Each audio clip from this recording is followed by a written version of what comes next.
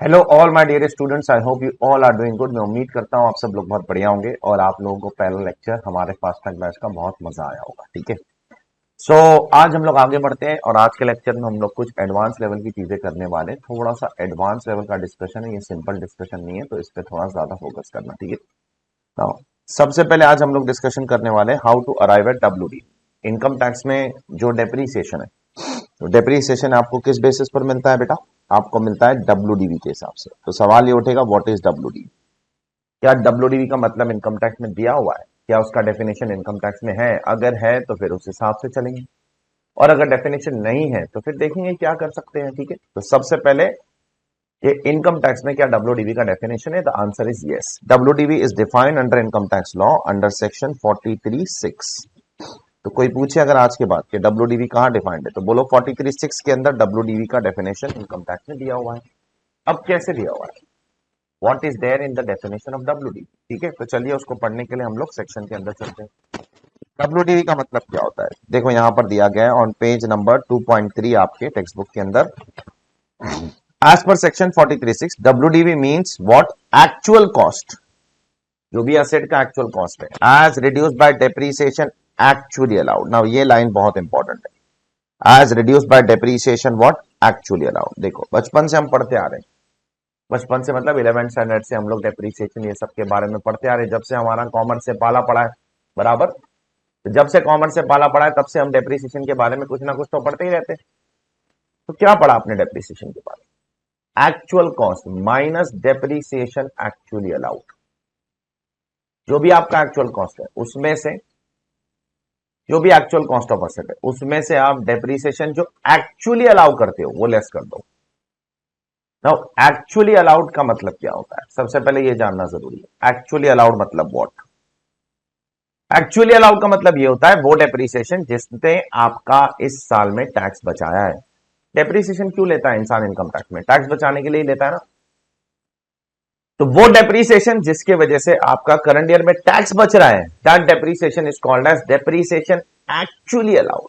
वो आपको एक्चुअली में अलाउ हुआ है। सर मतलब क्या हुआ? मतलब देखो मैं आपको बताता हूं, ठीक है, पे अटेंशन प्लीज। आप क्या करते हो डेप्रीसिएशन को लेकर इनकम टैक्स में? यह आपका पीएनएल है, ओके, यहां पर कुछ डेप्रीसिएशन होता है, तो इस वाले डेप्रीसिएशन को आप क्या करते हो? ऐड बैक कर देते हो, क्योंकि ये तो आपके अकाउंट के साथ, तो ये ऐड बैक कर दो। और जो टैक्स वाला होगा सेक्शन 32 वाला, वो आप क्या कर देते हो? लेस कर देते हो। ठीक है, जैसे ही आप उसको लेस कर रहे हो, जैसे ही आप उसको लेस कर रहे हो, आप इसका डिडक्शन क्लेम कर रहे हो कि नहीं कर रहे हो? यस कर रहे हैं सर, डेफिनेटली कर रहे हैं। अब इसका डिडक्शन अगर क्लेम कर रहे हो तो क्या ये वाला डेप्रिसिएशन आपका टैक्स सेव कर रहा है कि नहीं कर रहा है? यस सर कर रहा है टैक्स सेव, क्योंकि जितना ज्यादा डेप्रिसिएशन आप लेस करते जाओगे आपका उतना प्रॉफिट कम होता जाएगा, और जितना प्रॉफिट कम होता जाएगा उतना टैक्स कम होता जाएगा। तो डेप्रीसिएशन आपका टैक्स बचाता है, डेफिनेटली बचाता है। तो बस वही कानून भी बोलना चाह रहा है। Actual cost means what? वो डेप्रीसिएशन जो आपका सही में टैक्स बचाता है, जो आपका क्या करता है? सही में टैक्स बचा रहा है, सही में, एक्चुअल में टैक्स बचा रहा है। सर हमें फिर भी समझ नहीं आया, थोड़ा सा ट्रिकी पॉइंट है, इसको समझने में थोड़ा सा टाइम लगेगा। ठीक है, थोड़ा सा समय देंगे, मैं उसको अलग अलग तरीके से बोलता हूं तो आपको समझ में आ जाए। सपोज यहां पर नंबर ले लेते हैं 100 रुपीज। अब मैं अगर यहां से 100 रुपीज लेस करूंगा तो क्या आपका टैक्स बचेगा कि नहीं बचेगा? जरूर बचेगा। कितना टैक्स बचेगा सर? सपोज टैक्स रेट 30% है, तो 100 रुपीज पे 30% कितना हो जाता है? 100 रुपीज पे 30% 30,000 हो जाता है। ठीक है, 30 रुपीज हो जाता है, तो उस तरीके से आपका टैक्स बच जाएगा। तो बस गवर्नमेंट इतना ही बोलना चाहती है, बहुत सिंपल वर्ड्स में बोलना चाहती है गवर्नमेंट कि भाई वो डेप्रीसिएशन यहां से रिड्यूस होगा जो आपको एक्चुअली अलाउ हुआ है। और एक्चुअली अलाउ का मतलब क्या है? यहां पर लिख लो, which help us to save tax. ठीक है, आप एक्चुअल कॉस्ट से उसी डेप्रीसिएशन को लेस करो जिसकी वजह से आपका टैक्स बचता है। जिस भी डेप्रीसिएशन की वजह से आपका टैक्स बचता है वो एक्चुअल कॉस्ट से लेस कर दीजिए। It is as simple as that. Actual cost से उसको क्या कर दीजिए? लेस कर दीजिए, बहुत सिंपल है। अब अगर इसमें कुछ एक्सेप्शंस गवर्नमेंट बना रही है, अब क्यों बना रही है? क्या रीजन है? बहुत logical exception. There are two exceptions जहां पर डेप्रीसिएशन एक्चुअली अलाउड नहीं हुआ है करंट ईयर में, फिर भी गवर्नमेंट बोलती है रिड्यूस। देखो बाय डिफॉल्ट कब रिड्यूस करना है? जब डेप्रीसिएशन एक्चुअली अलाउ हो रहा है, बाय डिफॉल्ट। जब एक्चुअली अलाउड हो रहा है तो रिड्यूस करो। लेकिन देयर आर टू केसेस जहां पर डेप्रीसिएशन एक्चुअली अलाउड हो ही नहीं रहा है आपको करंट ईयर में, फिर भी गवर्नमेंट बोलती है लेस करो, एक्चुअल कॉस्ट से लेस करो, ब्लॉक ऑफ असेट से लेस करो, डब्ल्यूडीवी ढूंढो।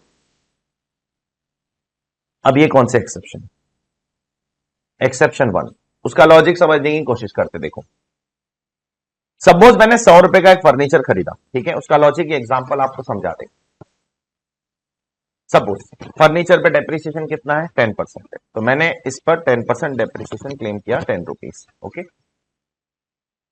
इसके अलावा पीएनएल में और भी चीजें आएगी। मेरी सेल्स है 100 रुपीज, एक्सपेंस है 120, तो अब मेरा टोटल लॉस हो गया 30 रुपीज। ठीक है, अब अगर मैं इस टोटल 30 रुपीज के लॉस को देखूं तो इस लॉस को मैं दो कैटेगरी में डिवाइड करूंगा। 10 रुपए का जो लॉस है वो मेरा डेप्रिसिएशन की वजह से आ रहा है, तो इसको हम लोग नाम देंगे अनएब्सॉर्ब डेप्रिसिएशन। और 20 रुपए का जो मेरा लॉस हो रहा है वो एक्सपेंसेस की वजह से हो रहा है, इन एक्सपेंसेस की वजह से, तो इसको हम लोग नाम देंगे बिजनेस लॉस। ठीक है, तो मेरा जो 30 रुपीज का टोटल लॉस हो रहा है उसमें से 10 रुपया तो डेप्रिसिएशन, ओवर डेप्रिसिएशन क्लेम कर रहा हूं इसलिए हो रहा है, और 20 रुपया एक्सपेंसेस की वजह से हो रहा है। ठीक है, अब देखो गवर्नमेंट एक्चुअल कॉस्ट का डेफिनेशन क्या बनाती है, सॉरी डब्ल्यूडीवी का डेफिनेशन क्या? What is WDV? WDV is actual cost, सिर्फ अमाउंट पे मत देखना, सिर्फ नाम पे देखना। Actual cost minus depreciation actually allowed, वो आपका क्या हो जाएगा? डब्ल्यूडीवी। यही डेफिनेशन है ना ऊपर के हिसाब से, तो बराबर, अरे इसके हिसाब से यही डेफिनेशन है ना, actual cost minus depreciation actually allowed, right. अब आपका एक्चुअल कॉस्ट कितना है? एक्चुअल कॉस्ट यहां दिया गया 100 रुपीज। आपका depreciation actually allowed in the current year कितना है? कॉमन सेंस से सोचना, अभी थोड़ी देर बैठ के सोचना, लेक्चर पॉज करके सोचना अगर चाहिए तो। आपका करंट ईयर में डेप्रिसिएशन अलाउड कितना है? Honestly speaking 0 rupees. क्यों? क्योंकि करंट ईयर में मेरा सेल्स 100 रुपीज है, मेरा एक्सपेंस ही 120 है, तो मेरे को डेप्रिसिएशन की जरूरत पड़ ही नहीं रही है, ये तो कैरी फॉरवर्ड होगा अगले सालों में। हो रहा है कि नहीं हो रहा है ये 10 रुपए, इसीलिए तो इसका नाम है अनएब्सॉर्ब डेप्रिसिएशन। तो एक्चुअल में देखा जाए तो मेरा करंट ईयर में डेप्रिसिएशन तो मैं यूज ही नहीं कर रहा हूं, क्योंकि मेरा सेल्स 100 है, एक्सपेंस 120 है, तो वही काफी है मेरे प्रॉफिट को जीरो पे लाने के लिए। तो मेरा डेप्रिसिएशन तो अनएब्सॉर्ब रह जा रहा है, और वो अनएब्सॉर्ब डेप्रिसिएशन में कैरी फॉरवर्ड करवा लूंगा अगले साल में, और अगले साल की इनकम से उसको लेस करूंगा। देयरफॉर अगर आपसे कोई कॉमन सेंस वाला सवाल पूछे, what is depreciation actually allowed in the current year, obviously in the current year it is 0 rupees ना। अरे इन द करंट ईयर क्यों? हाँ, अगर 100 रुपया सेल होता, 60 रुपया एक्सपेंस होता, और फिर डेप्रिसिएशन में क्लेम करता, तो मैं बोलता हाँ एक्चुअली अलाउड 10 रुपीज है। लेकिन मेरा 100 रुपया सेल है, 120 रुपया एक्सपेंस है, मेरा तो प्रॉफिट वैसे ही 0 हो गया, मुझे डेप्रिसिएशन की तो कोई जरूरत ही नहीं पड़ी, इसीलिए तो मैं उसे अनएब्सॉर्ब बोलकर कैरी फॉरवर्ड करवा रहा हूं अगले साल में। देयरफॉर इस केस में कॉमन सेंस से क्या लगता है? कॉमन सेंस अगर आप अप्लाई करोगे इस डेफिनेशन पे, actual cost 100 has reduced by depreciation actually allowed, actually allowed depreciation कितना है? 0 रुपीज। करंट ईयर में कुछ भी अलाउ नहीं हुआ है, therefore 100 माइनस 0 इज 100। बट इससे क्या हो जाएगा? असेसी इसका गलत फायदा उठाएगा। कैसे? देखो ये 10 रुपया जो अनएब्सॉर्ब्ड है वो तो वो अगले साल कैरी फॉरवर्ड करेगा, और अगले साल फिर वो वापस से 100 रुपीज पे 10% डेप्रिसिएशन क्लेम करेगा। इससे डुअल बेनिफिट होगा कि नहीं होगा? अरे डुअल बेनिफिट कैसे हो गया कि 10 रुपया जो पिछले साल का अनएब्सॉर्ब्ड है वो कैरी फॉरवर्ड कर रहा है, और अगले साल 100 रुपीज पे 10% वापस से क्लेम करेगा, बेनिफिट हो जाएगा डुअल। इसलिए गवर्नमेंट ने एक एक्सप्लेनेशन लाया, एक्सप्लेनेशन 3 टू सेक्शन 43(6), जो क्या कहता है? Actual cost minus depreciation deemed to be actually allowed 10 rupees. ये जो अनएब्सॉर्ब डेप्रिसिएशन है ना, इसके लिए गवर्नमेंट ने कानून लाया, as per explanation 3 to 43(6), any UAD carried forward under 32 shall be deemed to be actually allowed in the current year। तो अगर कोई यूएडी है आपके करंट ईयर में, वो deemed to be actually allowed है, उसको आपको एक्चुअल कॉस्ट से लेस करना ही पड़ेगा, नहीं करोगे तो असेसी को, टैक्स पेयर को डबल बेनिफिट मिल जाएगा, जो गलत है। I hope it is clear to all of you. ये लॉजिक समझाने की कोशिश कर रहा हूं मैं, अगर लॉजिक नहीं समझ आता है कोई दिक्कत नहीं है, बस इतना दिमाग में रखना। अगर कोई भी करंट ईयर में अनएब्सॉर्ब डेप्रीसिएशन है तो उसको आपको क्या करना है, by default reduce from what, asset. Sir लेकिन ये एक्चुअली तो अलाउड नहीं हुआ है। हाँ, बट ये deemed to be actually allowed है। ठीक है, एक्चुअली अलाउड नहीं है तो कैसे रिड्यूस करूं, डीम टू बी अलाउड है ना, इसलिए रिड्यूस कर। ठीक है, I hope it is clear to all of you. तो मॉरल ऑफ द स्टोरी इसका बहुत सिंपल है, अनएब्सॉर्ब डेप्रीसिएशन नाम से ही पता चलता है करंट ईयर में उसका डिडक्शन नहीं मिला है, फिर भी उसको लेस करो। कहां से लेस करो, एक्चुअल कॉस्ट के ब्लॉक से। ठीक है, ये आपका पहला एक्सेप्शन। बाय डिफॉल्ट क्या बोलता है कानून, actual cost minus depreciation actually allowed, लेकिन एक्सेप्शन है ये, unabsorbed depreciation is not actually allowed, still reduce from the block, still reduce from the cost. I hope it is clear to all of you. Second exception, second exception तो जबरदस्त है। Second exception समझने के लिए एक example दे रहा हूं आपको। ठीक है,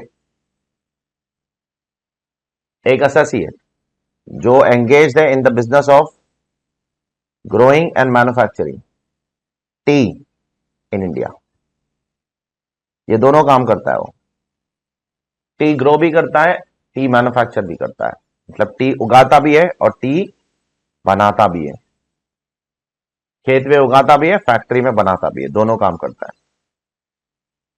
उससे उसकी कॉम्पोजिट इनकम, कॉम्पोजिट मतलब दोनों एक्टिविटी की इनकम है 3,000 लाख। ठीक है, बिफोर डेप्रीसिएशन, डेप्रीसिएशन के पहले 3,000 लाख की इनकम है। अब उसमें से डेप्रीसिएशन लेस करना है हमको। सपोज डेप्रीसिएशन इज 10% और 15% ऑन 1,000 लाख एसेट्स, जो इस एसेट का एक्चुअल कॉस्ट है। ठीक है, वो 3,000 लाख उसका जो प्रॉफिट है वो बिफोर डेप्रीसिएशन है, उसमें से अभी डेप्रीसिएशन लेस करना है 150, 2850 उसका क्या हो गया, प्रॉफिट। अब इनके केस में क्या होता है पता है, ये कॉम्पोजिट प्रॉफिट है। कॉम्पोजिट मतलब ये ग्रो और मैन्युफैक्चर दोनों करके, तो यहां पर आपको अप्लाई करना पड़ेगा रूल 8। आपने सीए इंटर में पढ़ा होगा। रूल 8 क्या बोलता है, रूल 8 बोलता है कि 40% टैक्सेबल और 60% एग्जेम्प्ट, बिकॉज 60% एग्रीकल्चर इनकम है तो एग्जेम्प्ट। याद आता है, सीए इंटर में पढ़ा होगा। तो इसका 40% कितना होता है, मैं चेक करता हूं। 2850 का 40% 1140 और ये 1710। ठीक है, तो ये टैक्सेबल हो जाएगा और ये जो है ये एग्जेम्प्ट हो जाएगा। ठीक है, अब सुनो, यहां तक तो कहानी सिंपल है, आगे भी सिंपल ही, ऐसा कुछ है नहीं, कोई बहुत बड़ा कोई पहाड़ तोड़ने के बराबर नहीं है, इजी है। नाउ लिसन केयरफुली, ये एसएससी क्या कर रहा है, ग्रो कर रहा है, मैन्युफैक्चर कर रहा है टी, चाय बना भी रहा है, चाय उगा भी रहा है, कहां पर, इंडिया में। कॉम्पोजिट इनकम 3,000 लाख, दोनों एक्टिविटी करके 3,000 लाख है। उसमें से कुछ डेप्रीसिएशन लेस किया उसने, 1,000 लाख की एसेट है, उस पर 15% डेप्रीसिएशन 150 रुपए। जो भी प्रॉफिट आया वो बांट दिया टैक्सेबल एग्जाम पोर्शन, ये इंटर में पढ़ा था एग्रीकल्चर इनकम। अब सवाल उठ गया डब्ल्यूडीवी ढूंढने का। What is WDV, WDV is actual cost minus depreciation actually allowed. अब एसएससी क्या कह रहा है पता है, डेप्रीसिएशन डब्ल्यूडीवी ढूंढते समय बोलता है एसेट की एक्चुअल कॉस्ट 1,000 लाख है। ठीक है, सही बात है, 1,000 lakh is the actual cost of the asset minus what is the total depreciation over year, 150 lakh. Okay, SSC क्या कहता है पता है, एसएससी बोलता है कि मुझे पूरा थोड़ी अलाउ हुआ है, मुझे इसमें से टैक्सेबल पोर्शन तो सिर्फ 40% है, 60% तो एग्जेम्प्ट है। तो जो एग्जाम पोर्शन है वो थोड़ी मेरा टैक्स बचाने वाला है, वहां तो वैसे भी टैक्स नहीं लगता है, जो ग्रीन पोर्शन है ना उसमें टैक्स नहीं लगता है, देखना। तो एसएससी क्या कह रहा है कि 150 लाख जो है मेरा, वो पूरा थोड़ी मेरा टैक्स बचा रहा है, 150 लाख का सिर्फ 40% ही मेरा टैक्स बचा रहा है, 40% ही मेरा टैक्स बचा रहा है, क्योंकि 40% टैक्सेबल है, 60% तो एग्जेम्प्ट है। मैथमेटिकली सोचना आप कभी, ठीक है, आपको पता चल जाएगा सही बोल रहा है एसएससी। क्योंकि एसएससी की जो भी इनकम आने वाली है उसमें से 40% ही टैक्सेबल है, 60% तो एग्जेम्प्ट है। हाँ, अगर 100% टैक्सेबल होता तो एसएससी को बोल सकते थे आपके 150 लाख पूरा टैक्स बचा रहा है, लेकिन 100% पूरा टैक्सेबल नहीं है, टैक्सेबल पोर्शन सिर्फ 40% है। तो अब क्या करें, एसएससी बोलता है तो यहां पर मैं सिर्फ 40% ही लूंगा डेप्रीसिएशन का, उतना ही एक्चुअली अलाउड है मुझे। 150 लाख पूरा थोड़ी अलाउड है, 150 लाख सेग्रीगेट हो जाता है, 40% taxable portion, 60% examined income. Examined income में जो डेप्रीसिएशन जा रहा है उसको कौन पूछता है, उसको कोई नहीं पूछेगा, क्योंकि वो तो इनकम वैसे ही एग्जाम्प्टेड, डेप्रीसिएशन जाए नहीं जाए क्या फर्क पड़ता है उसमें। अरे एग्जाम पोर्शन है जो 60%, उसमें डेप्रीसिएशन जाए या ना जाए उससे क्या फर्क पड़ता है आपको, वो तो वैसे ही पूरा एग्जाम्प्ट है। अरे ये अमाउंट 1700 लाख हो या 17 करोड़ हो, क्या फर्क पड़ता है, वो तो वैसे ही एग्जाम्प्ट है। तो देयरफॉर एसएससी बोलने लगा कि भाई यहां से तो मैं सिर्फ 40% ऑफ 150 लाख निकालूंगा। 40% ऑफ 150 लाख कितना होता है, 60 लाख, 60 लाख निकालूंगा, और यहां पर मेरा 940 lakh will be WDV for what, for next year. Government को ये बिल्कुल पसंद नहीं आया, गवर्नमेंट ने प्रोविजन अमेंड कर दिया। कैसे अमेंड किया, चेक करो। गवर्नमेंट ने बोला in case the income is partially from agriculture, yes partially from agriculture, and partially from business, yes partially from business, then it is deemed that it is only from business। तो ये deem करो कि भाई agriculture जैसा कुछ था ही नहीं, पूरा बिजनेस है, पूरा business. and the entire depreciation मतलब entire 150 lakhs is deemed to be allowed for the business, is deemed to be allowed for the business। in short reduce entire depreciation from the block, block में से क्या करो, पूरा का पूरा depreciation less कर दो भाई। तो अब गवर्नमेंट ने अमेंडमेंट लाया, अमेंडमेंट लाने के बाद क्या कहा, भाई ऐसे नहीं चलेगा। आफ्टर अमेंडमेंट, आफ्टर अमेंडमेंट ऐसे नहीं चलेगा। एक्चुअल कॉस्ट 1000 लाख माइनस, हम ये नहीं सोचते कि पार्शियली एग्रीकल्चर है, पार्शियली टैक्सेबल है, पार्शियली एग्जेम्प्ट है, हम ये सोचते हैं कि पूरा डीम टू बी बिजनेस है। पूरा डेप्रीसिएशन एक साथ निकालो, पूरा डेप्रीसिएशन, फुल डेप्रीसिएशन निकालो एक साथ। फुल डेप्रीसिएशन कितना आएगा, 150 लाख, ये 850, और ये होगी आपकी WDV for the next year. देखो गवर्नमेंट ने गिरा दी ना आपकी डब्ल्यूडीवी, डब्ल्यूडीवी 90 रुपए से गिरा दी अगले साल की। तो आप तो क्या समझ के चल रहे थे, आप तो समझ के चल रहे थे 940 रुपए, पर गवर्नमेंट ने बोला नहीं 850 लाख। आपको इसका फोटो लेना है, आप ले लो प्लीज, आपको काम आ सकता है। ऐसे कुछ इंपॉर्टेंट चीज होगी तो मैं आपको बताऊंगा, उसका फोटो ले लेना, उस पर पेज नंबर लिख देना, ठीक है। ओके बेटा, आई hope it is clear. Okay now एक आखिरी चीज है यहां पर, वो बोल देता हूं, फिर हम लोग अगले डिस्कशन की तरफ बढ़ते हैं। आखिरी चीज यहां पर क्या है, पे अटेंशन की। प्रीवियस ईयर 2021, ये साल से गवर्नमेंट ने बोल दिया कि गुडविल पर डेप्रीसिएशन आपको नहीं मिलेगा, नहीं मिलेगा। उसके पहले मिलता था, अब नहीं मिलेगा। मतलब प्रीवियस ईयर 2021 से अगर आप कोई गुडविल खरीदते हो बिजनेस में तो उस पर डेप्रीसिएशन आपको नहीं मिलेगा, वो आप ब्लॉक ऑफ एसेट पे नहीं डाल सकते हो, डेप्रीसिएशन नॉट अलाउड। चलो ठीक है। लेकिन अगर किसी ने प्रीवियस ईयर 15-16 में गुडविल परचेज किया होगा से 10 लाख की, उसको तो 15-16 में डेप्रीसिएशन मिला होगा, उसको तो 16-17 में डेप्रीसिएशन मिला होगा, उसको तो 17-18 में डेप्रीसिएशन मिला होगा, उसको तो 18-19 में डेप्रीसिएशन मिला होगा, उसको तो 19-20 में डेप्रीसिएशन मिला होगा, ठीक है। तो यहां पर उसकी कुछ ना कुछ डब्ल्यूडीवी होगी ऑन व्हाट, ऑन 31 मार्च 2020, या आप बोलो ऑन 1 अप्रैल 2020, जो भी बोलना है बोलो, दोनों बात एक ही है। देखो गवर्नमेंट ने क्या मना किया है, पहले गौर से सुनना, ये बहुत इंपॉर्टेंट चीज है हमारे लिए। कि फ्रॉम 2021 अगर आप कोई गुडविल खरीदते हो तो उस पर डेप्रीसिएशन नहीं मिलेगा। मतलब अगर 2021 में कोई गुडविल खरीदा, 21-22 में कोई गुडविल खरीदा, कभी खरीदा 2021 में, 21-22 में, 22-23 में और आगे के सालों में अगर कोई गुडविल खरीदेगा तो डेप्रीसिएशन नहीं मिलेगा। लेकिन एक और चीज पे सवाल उठ रहा है कि अगर किसी ने पहले गुडविल खरीदा था 15-16। तो गुडविल खत्म तो नहीं होगी 31 मार्च 2020 में डब्ल्यूडीवी के अंदर उसकी कुछ ना कुछ गुडविल बैलेंस होगी। ठीक है, तो उस गुडविल का क्या करना है? तो गवर्नमेंट बोलती है उस पर भी आपको डेप्रिसिएशन नहीं मिलेगा। कैसे? तो गवर्नमेंट बोलती है जो आपका इंटेंजिबल असेट का जो ब्लॉक है ना, क्या है? ब्लॉक। तो उसका जो वैल्यू है 1/4/2020 पर उसका जो वैल्यू है उसमें से आपको क्या करना पड़ेगा? ये गुडविल का अमाउंट आपको लेस करना पड़ेगा। ठीक है, you have to reduce that much. मतलब यहां पर जितना भी डब्ल्यूडीवी बैलेंस बचा हुआ है, 31 मार्च 2020 को, वो आपको यहां से लेस करना पड़ेगा, ताकि अगले सालों से, अगले ईयर से, कौन से ईयर से? 2020-21 से आपकी जो पुरानी गुडविल है उस पर भी आपको डेप्रिसिएशन ना मिल पाए। नहीं तो क्या होगा? नई जो गुडविल खरीदोगे उस पर तो नहीं मिलेगा, वो तो साफ साफ मना कर दिया है।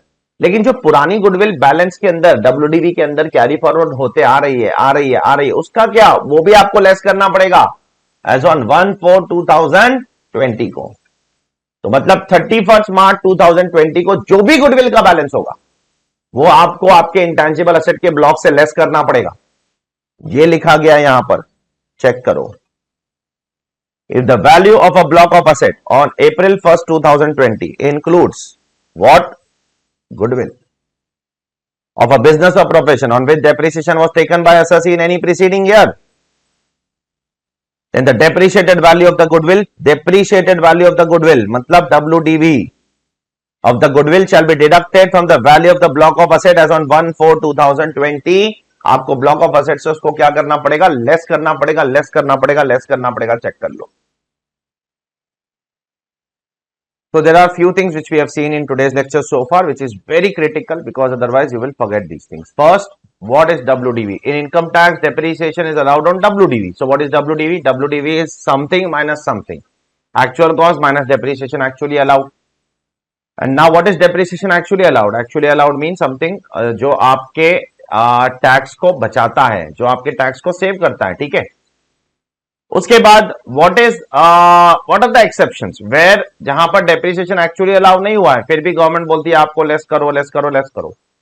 दो एक्सेप्शन है, जहां पर डेप्रिसिएशन एक्चुअली अलाउ नहीं है फिर भी गवर्नमेंट बोलती है ब्लॉक से लेस करो। वो दो एक्सेप्शन कौन से है? पहला, जहां पर आप अनएब्सॉर्ब डेप्रिसिएशन आता है, जहां अनएब्सॉर्ब डेप्रिसिएशन आता है वो एक्चुअली अलाउ नहीं होता है, फिर भी ब्लॉक से आपको लेस करना है। दूसरा, जहां पर पार्शियली बिजनेस है, पार्शियली एग्रीकल्चर है, तो भी आपको ब्लॉक से पूरा डेप्रिसिएशन लेस करना है, 40% नहीं। ठीक है, और लास्ट में जो मैंने आपको बताया वो गुडविल। अगर कोई पुरानी गुडविल ब्लॉक में पड़ी हुई है तो 1/4/2020 को आपको उसको ब्लॉक से निकालना पड़ेगा। ठीक है, तो चलिए आगे बढ़ते हैं। उसके बाद वाला पार्ट हमने पिछले क्लास में कर लिया था, एडिशनल डेप्रिसिएशन वाला। अब हम लोग आगे बढ़ रहे हैं towards the next part, and the next part is what is WDV? WDV का मतलब क्या था? Actual cost minus depreciation actually allowed. तो अगला सवाल ये उठेगा, what do you mean by the term actual cost? Actual cost का मतलब क्या होता है भाई? What do you mean by actual cost? क्योंकि देखो WDV का मतलब है एक्चुअल कॉस्ट माइनस डेप्रिसिएशन, तो व्हाट इज एक्चुअल कॉस्ट? और जब भी देखो पहले साल में जब भी असेट आप खरीदोगे तो फर्स्ट ईयर में तो WDV का कॉन्सेप्ट एप्लीकेबल नहीं होता है ना। WDV ये सारे कॉन्सेप्ट कब एप्लीकेबल होते हैं? ये सेकंड ईयर से एप्लीकेबल होते हैं बेटा, फर्स्ट ईयर में नहीं होता है। तो फर्स्ट ईयर में तो कॉस्ट ही आपका सब कुछ है ना। तो what is actual cost of an asset? तो गवर्नमेंट ने बोला है, बहुत ही अजीब तरीके का डेफिनेशन है, और इसमें बोला है actual cost of an asset. Suppose ये फोन है, इसका एक्चुअल कॉस्ट क्या है? The actual cost of this phone is actual cost. इस फोन का एक्चुअल कॉस्ट क्या है? इस फोन का एक्चुअल कॉस्ट ही है। अरे ये कैसा डेफिनेशन है? हाँ, ऐसा ही है बस। गवर्नमेंट ने इसको ऐसे नहीं डिफाइन किया है, actual cost means the price of the asset. No, government price शब्द नहीं यूज कर रही है, गवर्नमेंट यूज कर रही है the word actual cost means actual cost of the asset as reduced by that portion which is met by any person और authority. अब ऐसा क्यों? ठीक है, इसका मतलब बताता हूं, इसका मतलब बताओ। ऐसा इसलिए क्योंकि गवर्नमेंट को थोड़ा सा इसको क्लैरिटी देना है। कैसी, किस किस्म की क्लैरिटी? चाहे तो गवर्नमेंट यूज कर सकती थी ये शब्द, actual cost means actual cost of an asset. नहीं नहीं नहीं नहीं, हमको ये शब्द नहीं यूज करना है, ठीक है। Actual cost means actual cost of an asset, ये शब्द नहीं यूज कर। Actual cost means price of an asset, ये शब्द यूज कर सकते थे हम, हमको नहीं यूज करना है। हमको तो ये यूज करना है, actual cost means actual cost. देखो there is a difference between the term price and the term cost. कोई अगर मुझे पूछे ये आपके ऑफिस में टीवी लगा हुआ है, ये टीवी का प्राइस कितना है, मैं बोलूंगा 50,000 रुपए फॉर एग्जाम्पल। कैसे आया हूं मैं, मार्केट से 50,000 में खरीदा भाई, तो 50,000 है प्राइस। अब कोई मुझे एक दूसरा सवाल पूछेगा, what is the cost of this TV, मैं बोलूंगा रुक जा भाई, रुक जा।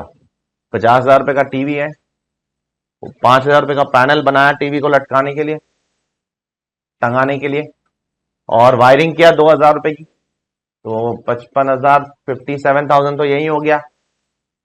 और वो ट्रैवलिंग में 2,000 रुपए लग गए, लाके नहीं दिया उसने, बोला खुद से लेके जाना पड़ेगा। जब मैंने खरीदा टीवी तो बोला खुद से लेके जाओ, हम डिलीवरी नहीं देते, तो 2,000 उसमें लग गया, 59,000 पड़ गया भाई कॉस्टिंग टीवी की। टीवी को वर्किंग कंडीशन में डालने के लिए 59,000 पड़ गया। प्राइस कितना था, प्राइस तो 50,000 था। कॉस्ट कितना है, cost, the word cost is very wider as compare to the word price. Cost बहुत बड़ा शब्द है, प्राइस बहुत छोटा शब्द है, बहुत बड़ा शब्द है कॉस्ट। तो उसकी कॉस्टिंग कितनी पड़ गई आपको, 59,000। 50,000 का टीवी, 5,000 रुपए का पैनल, 2,000 रुपए का वायर, 2,000 रुपए का डिलीवरी चार्जेस, सब मिलाकर 59,000। देयरफॉर गवर्नमेंट भी वही शब्द यूज करती है, प्राइस नहीं बोलती है। गवर्नमेंट बोलती है actual cost of an asset means an actual cost to the assessee. उस असेसी को, उस असेट को वर्किंग कंडीशन में डालने के लिए कितना कॉस्ट लगा, कोई भी असेट को वर्किंग कंडीशन में डालने के लिए क्या कॉस्ट लगा आपको, वो आपका क्या है, एक्चुअल कॉस्ट है। हां, अब उसको खरीदने के लिए किसी ने मदद किया, कोई सब्सिडी दिया, कोई ग्रांट दिया, कोई हेल्प किया, तो उतना लेस कर दो। सपोज 1,00,000 की मशीनरी खरीदने के लिए मुझे 20,000 रुपए का गवर्नमेंट की तरफ से सब्सिडी मिली है, हाँ तो वो उतना लेस कर दो आप, फिर 1,00,000 में से 20,000 लेस करो, 80,000 आपका एक्चुअल कॉस्ट है। ये लिखा गया है यहां पर, चेक कर लीजिए। साथ साथ में अगर आप कोई एसेट खरीदते हो, तो आप अगर 10,000 रुपए से ज्यादा का पेमेंट करते हो, तो आपको उसे कैश में नहीं करना है। इसके बारे में मैं आगे जाकर बात करूंगा, अभी मैं उस पर बात नहीं कर रहा हूं। तो अगर आप 10,000 रुपए से ज्यादा से, अगर मैंने टीवी खरीदा तो आपको कैश में पेमेंट नहीं करना है। तो आपको कैसे पेमेंट करना है, फिर से मैं मोड बता देता हूं, 4 मोड बता रहा हूं, वो मोड अच्छे से दिमाग में रख लो। 4 मोड से पेमेंट करना है। पहला, अकाउंट पे ही चेक। अकाउंट पे ही चेक क्या होता है आगे बताता हूं, आगे के चैप्टर्स में आएगा। पहला मोड अकाउंट पे ही चेक से पे करो। दूसरा, अकाउंट पे ही ड्राफ्ट से पे करो। तीसरा, इलेक्ट्रॉनिक क्लियरिंग सिस्टम ईसीएस से पे करो। चौथा, such other electronic mode as may be prescribe by the government. Government ने कुछ और मोड प्रिस्क्राइब करे, उससे पे करो। ये 4 मोड से पे करना है। 10,000 रुपए के ऊपर का कोई भी पेमेंट कर रहे हो असेट खरीदने के बाद, अगर आपने उसके बावजूद भी कैश में पेमेंट किया, डेप्रिसिएशन नहीं मिलेगा। मिसाल के तौर पर मैंने 50,000 का टीवी खरीदा और मैंने कैश में पे कर दिया, मना किया है गवर्नमेंट ने। गवर्नमेंट ने अकाउंट पे ही चेक, अकाउंट पे ही ड्राफ्ट, ईसीएस या सच अदर इलेक्ट्रॉनिक मोड, ये 4 मोड से बोला है। आप कैश में पे कर रहे हो फिर भी जिद में, डेप्रिसिएशन भूल जाओ, नहीं मिलेगा। इस पे ज्यादा बात हम लोग आगे जाकर करेंगे, डोंट वरी, ठीक है। अगला इशू, अगर आप असेट को खरीदने के लिए कोई लोन लेते हो, क्या लेते हो, असेट को परचेज करने के लिए या कंस्ट्रक्ट करने के लिए कोई क्या लेते हो, लोन लेते हो,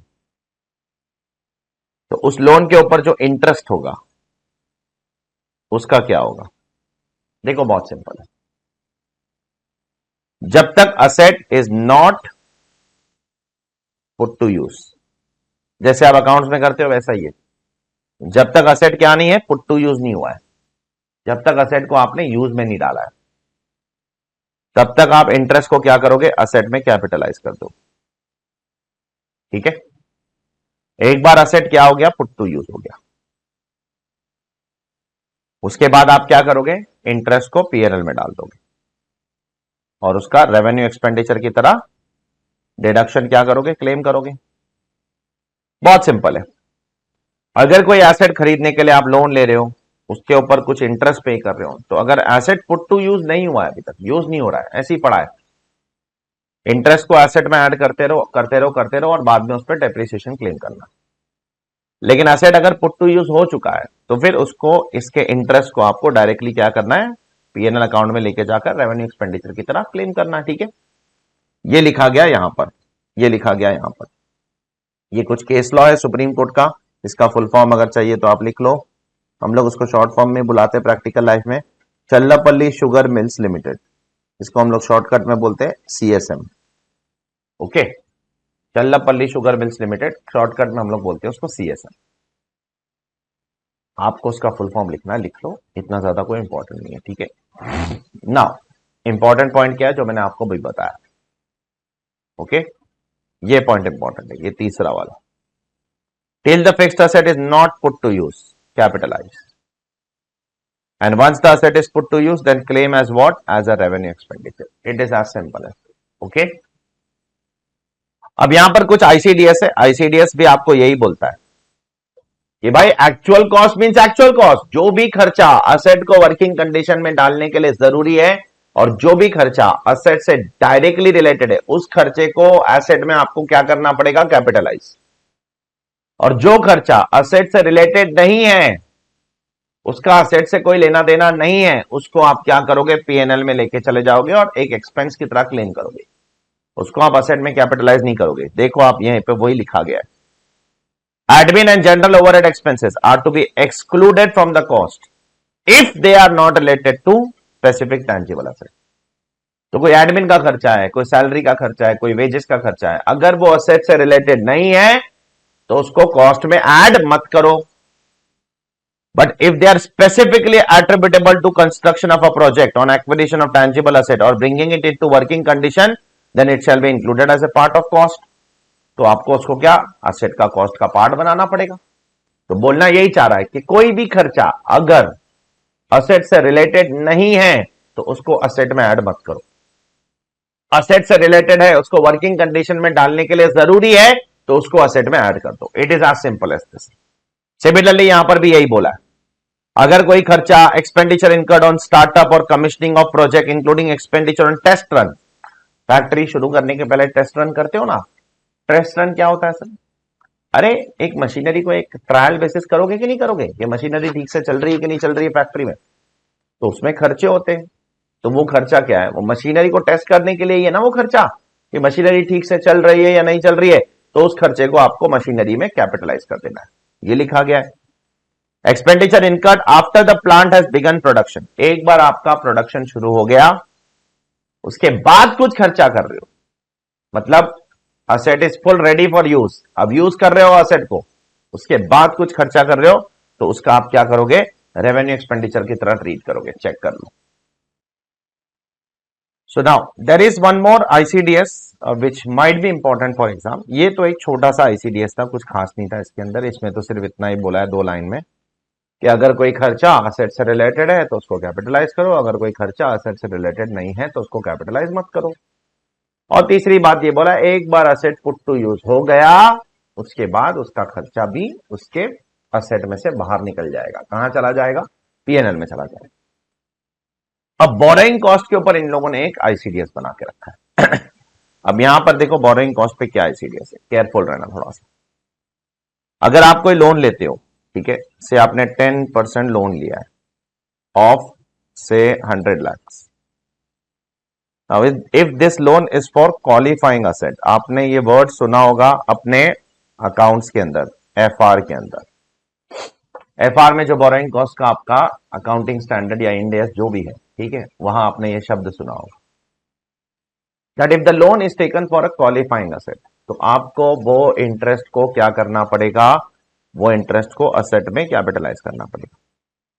और सवाल ये उठ रहा है क्वालिफाइंग असेट का मतलब क्या होता है, वही डेफिनेशन है जो आपने अकाउंट्स में पढ़ा है। Qualifying asset means, qualifying asset means an asset which takes substantial period of time for it to be ready for its use।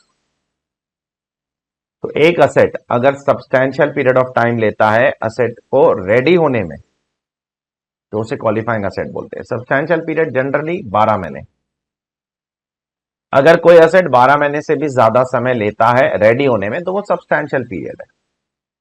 हाँ, फैक्ट्स एंड सर्कमस्टेंसेस के हिसाब से 12 महीने से कम पीरियड भी सब्सटैंशियल हो सकता है, that depends upon case to case. पर जनरली 12 महीने से ज्यादा अगर समय लेता है तो वो पीरियड सब्सटैंशियल है। और कोई एसेट अगर 12 महीने से ज्यादा समय ले रहा है प्रिपेयर होने में, रेडी होने में, तो वो क्वालिफाइंग एसेट है। तो उस क्वालिफाइंग एसेट के लिए अगर आप कोई लोन लेते हो तो वो लोन का इंटरेस्ट आपको उस एसेट में कैपिटलाइज करना पड़ेगा। अब लोन भी दो किस्म के होते हैं। फर्स्ट, लोन आपने डायरेक्टली इसी के लिए लिया है, इसी के लिए। जब बैंक आप गए थे तो बैंक को बोला था मुझे 100 करोड़ का लोन चाहिए, 100 लाख का लोन चाहिए, उससे मैं ये asset खरीदूंगा।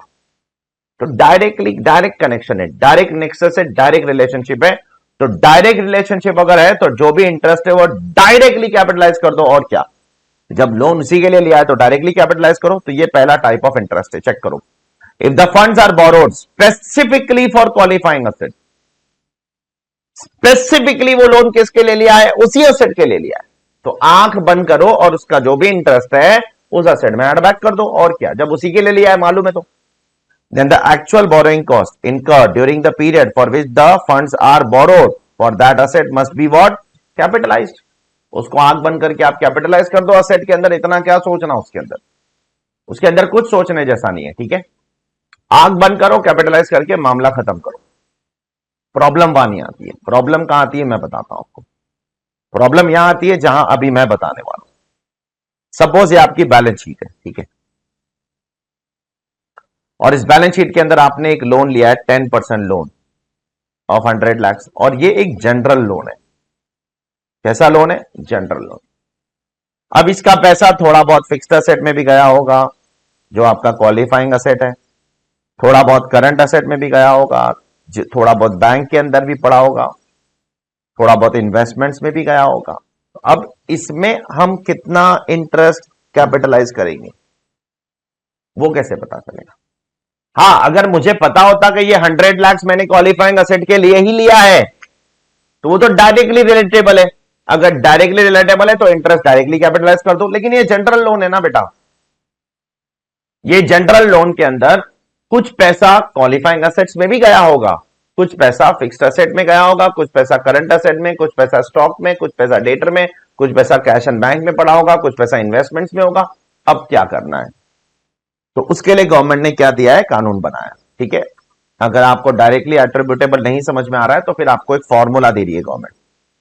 If the funds are borrowed, circle कर लेना, generally for qualifying asset, not specifically. अगर स्पेसिफिकली किया है तो आंख बंद करके एड बैक करो, लेकिन जनरली किया है तो फिर सोच समझ के एड बैक करो, ठीक है, आंख बंद करके नहीं। अब आंख बंद करके काम नहीं चलेगा। Then the borrowing cost shall be computed in accordance with following formula. आपको इस फॉर्मूले के हिसाब से बोरोइंग कॉस्ट निकालना पड़ेगा। अब इस फॉर्मूले में क्या है? A into B divide by C. What is A? A आपका इंटरेस्ट का खर्चा है। कौन से इंटरेस्ट का खर्चा? जनरल लोन का के स्पेसिफिक लोन का? जनरल लोन वाले इंटरेस्ट का खर्चा ए हो जाएगा, ठीक है। चेक करो। तो borrowing cost incurred during the previous year except borrowing directly relatable to specific purpose, क्योंकि ये वाला तो डायरेक्टली इधर एड बैक हो चुका है। तो यहां पर आपका जनरल बोरोइंग जो होगा उसका इंटरेस्ट लेना है आपको, क्योंकि वही आपको कैपिटलाइज करने में दिक्कत हो रही है ना यार। कॉमन सेंस वाली बात है। जो स्पेसिफिक वाला है वो तो आपको पता है, वो तो डायरेक्टली एड बैक कर देना है असेट के अंदर। तो बैलेंस शीट के अंदर दो किस्म के लोन है, ठीक है। एक जनरल लोन है, एक 10% लोन है 50 लाख का, जो स्पेसिफिकली किसके लिए है? स्पेसिफिकली क्वालिफाइंग एसेट के। तो ये वाला इंटरेस्ट तो सीधा एड बैक हो जाएगा कॉस्ट ऑफ एसेट में। हाँ, ये वाले इंटरेस्ट का क्या करना है? तो इसको फॉर्मूले के हिसाब से एड बैक करना है। तो A into B, what is B? B में 3 पॉइंट है। अब आप कौन से केस में फॉल करते हो? देखो, बी में 3 पॉइंट है। पहला पॉइंट क्या बोलता है? Average of cost of qualifying asset in the balance sheet on the first day and the last day of the previous year. तो आप क्वालिफाइंग एसेट का वैल्यू निकालो 1 अप्रैल को 2022 और 31 मार्च 2023, उसका वैल्यू निकालो, उसका एवरेज लो, वो आपका बी हो गया, ठीक है। और डिवाइडेड बाय सी है। सी क्या है? सी कुछ नहीं है, टोटल एसेट्स का एवरेज ले लो फर्स्ट और लास्ट डे। बैलेंस शीट के अंदर टोटल एसेट्स है ना, तो 1 अप्रैल 31 मार्च डिवाइड बाय 2 टोटल एसेट्स। तो बहुत कॉमन सेंस है, बहुत कॉमन सेंस है। देखो, सपोज ये आपकी बैलेंस शीट है, ठीक है, ये 2 साल है, ये 2 साल है, ये 2 साल में ये लास्ट ईयर, ये करंट ईयर, ये लास्ट ईयर, ये करंट ईयर। ठीक है, यहां पे आपका 10% लोन है, पिछले साल भी 100 लाख था, इस साल भी 100 लाख। और ये कैसा लोन है हमारा, ये जनरल लोन है, जनरल लोन। अब यहां पर क्वालिफाइंग एसेट है, सपोज शुरुआत में ये 150 लाख था और एंड में ये 200 लाख हो गया, तो अब फॉर्मूला कैसे आएगा, देखो बहुत simple. What is A, A आपका इंटरेस्ट कॉस्ट है, तो 100 लाख का 10% इंटरेस्ट कितना आएगा, 10 लाख, ए हो गया। व्हाट इज बी, बी आपका ओपनिंग और क्लोजिंग बैलेंस का एवरेज है। ठीक है, ओपनिंग और क्लोजिंग बैलेंस का एवरेज कितना आ जाएगा, 175 लाख।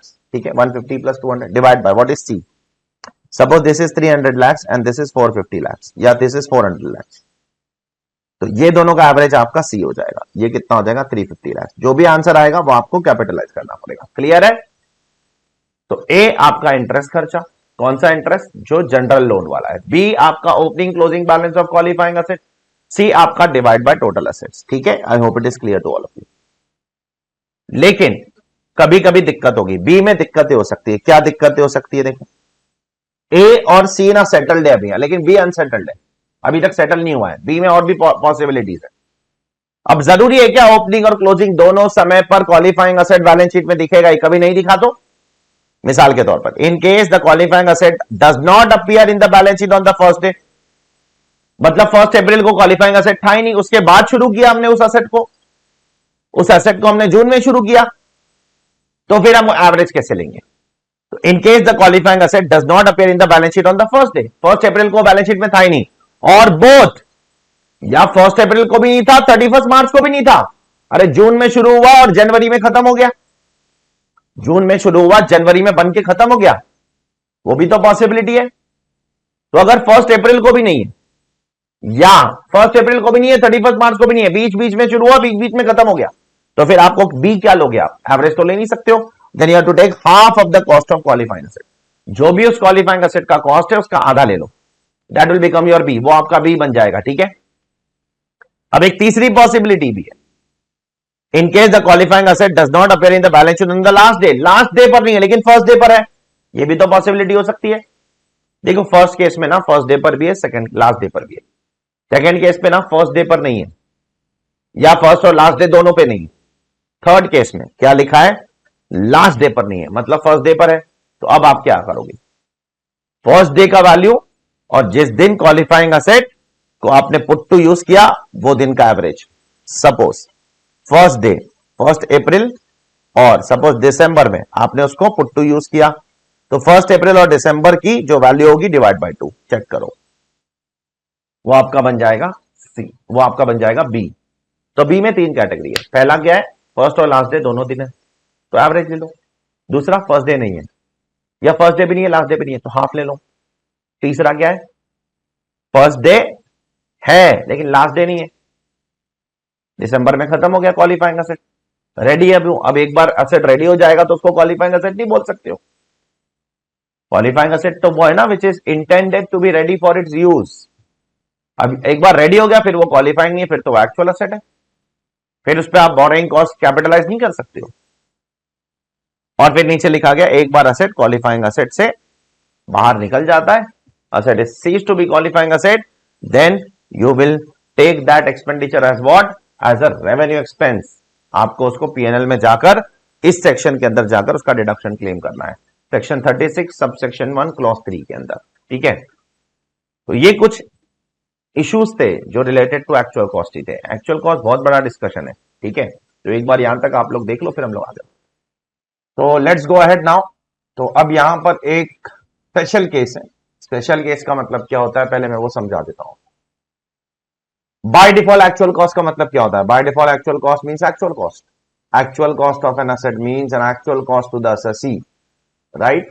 लेकिन अभी कुछ स्पेशल केसेस गवर्नमेंट ने बना के रखे, कुछ लगभग 13 स्पेशल केसेस है जिसमें एक्चुअल कॉस्ट कुछ और ही है, एक्चुअल कॉस्ट एक्चुअल नहीं है बल्कि कुछ और है, कुछ और है। वो स्पेशल केसेस क्या है, वो स्पेशल केसेस दिए गए हैं in an explanation to section 43(1).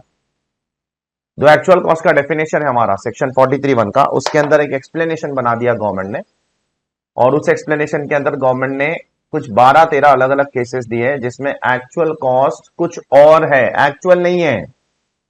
समझने की कोशिश कीजिए, एक्चुअल कॉस्ट क्या नहीं है, एक्चुअल नहीं है बल्कि कुछ और है ना। उसमें से कुछ एक्सप्लेनेशंस हम लोग आज कर लेंगे, कुछ एक्सप्लेनेशंस हम लोग कैपिटल गेन्स के चैप्टर के साथ करने वाले हैं। हम लोग सब कुछ आज नहीं कर पाएंगे, तो कुछ एक्सप्लेनेशन आज कर लेंगे, कुछ कैपिटल गेन्स के साथ कवर हो जाएगा। लगभग 60-70% आज कर लेंगे और बचा हुआ जो है वो हम लोग कैपिटल गेन्स के साथ कवर कर लेंगे। डोंट वरी, वो मुझे याद रहेगा, आपको याद रहे या नहीं रहे उससे कोई टेंशन वाली बात नहीं है, ठीक है ना। चलिए देखते हैं एक्चुअल कॉस्ट क्या है अलग अलग सर्कमस्टेंसेस में। उसमें से सबसे पहला वाला मैं इग्नोर कर रहा हूं, दूसरा वाला इग्नोर कर रहा हूं, मैं तीसरे वाले से शुरू कर रहा हूं फिलहाल के लिए, ठीक है। अब तीसरा वाला क्या है, तीसरा वाला पहले हेडिंग समझ लो, explanations to 43(1) actual cost in certain special cases. कुछ स्पेशल केसेस में असेट का एक्चुअल कॉस्ट क्या माना जाएगा। तो उसमें सबसे पहला स्पेशल केस इज एक्सप्लेनेशन 2, जिसमें अगर मुझे किसी से असेट गिफ्ट में मिलता है या इनहेरिटेंस में मिल रहा है, जायदाद में, मां बाप की जायदाद में, बाप दादाओं की जायदाद में असेट मिल रहा है, तो मेरे हाथ में एक्चुअल कॉस्ट क्या होगा। तो इन दैट केस गवर्नमेंट ने बोला अगर आपको कोई असेट गिफ्ट देता है या कोई जायदाद में असेट देता है तो आपके हाथ में एक्चुअल कॉस्ट क्या होगा। तो सपोज आपके फादर ने कोई कंप्यूटर खरीदा था 1 लाख रुपए का, अब वो फादर आपको कंप्यूटर गिफ्ट दे रहे हैं या जायदाद में दे रहे हैं उनके डेथ के बाद, तो आपके हाथ में एक्चुअल कॉस्ट क्या होगा। मेरे हाथ में actual cost will be actual cost to the previous owner, जो मेरे फादर के हाथ में एक्चुअल कॉस्ट था, minus depreciation actually allowed to my father. तो जितना भी डेप्रीसिएशन एक्चुअली प्रीवियस ओनर को अलाउ हुआ वो माइनस कर दो, आपको क्या मिल जाएगा, आपका एक्चुअल कॉस्ट। चेक करो, बहुत सिंपल है। तो अगर आपको जायदाद में कोई प्रॉपर्टी मिलती है, इनहेरिटेंस में या गिफ्ट में कोई प्रॉपर्टी मिलती है, कोई असेट मिलता है, प्लांट मशीनरी बिल्डिंग फर्नीचर कुछ भी, तो उस केस में आपके हाथ में एक्चुअल कॉस्ट क्या होगा, actual cost to the previous owner. Previous owner ने कितने में खरीदा था, देखो 1 लाख रुपए में खरीदा था, माइनस प्रीवियस ओनर ने कितना डेप्रिसिएशन क्लेम किया, देखो वो माइनस कर दो, जो भी बच जाएगा वो आपके हाथ में एक्चुअल कॉस्ट। सिंपल शब्दों में अगर बोलूं तो प्रीवियस ओनर के हाथ में जो WDV है वो आपके हाथ में actual cost. It is as simple as that.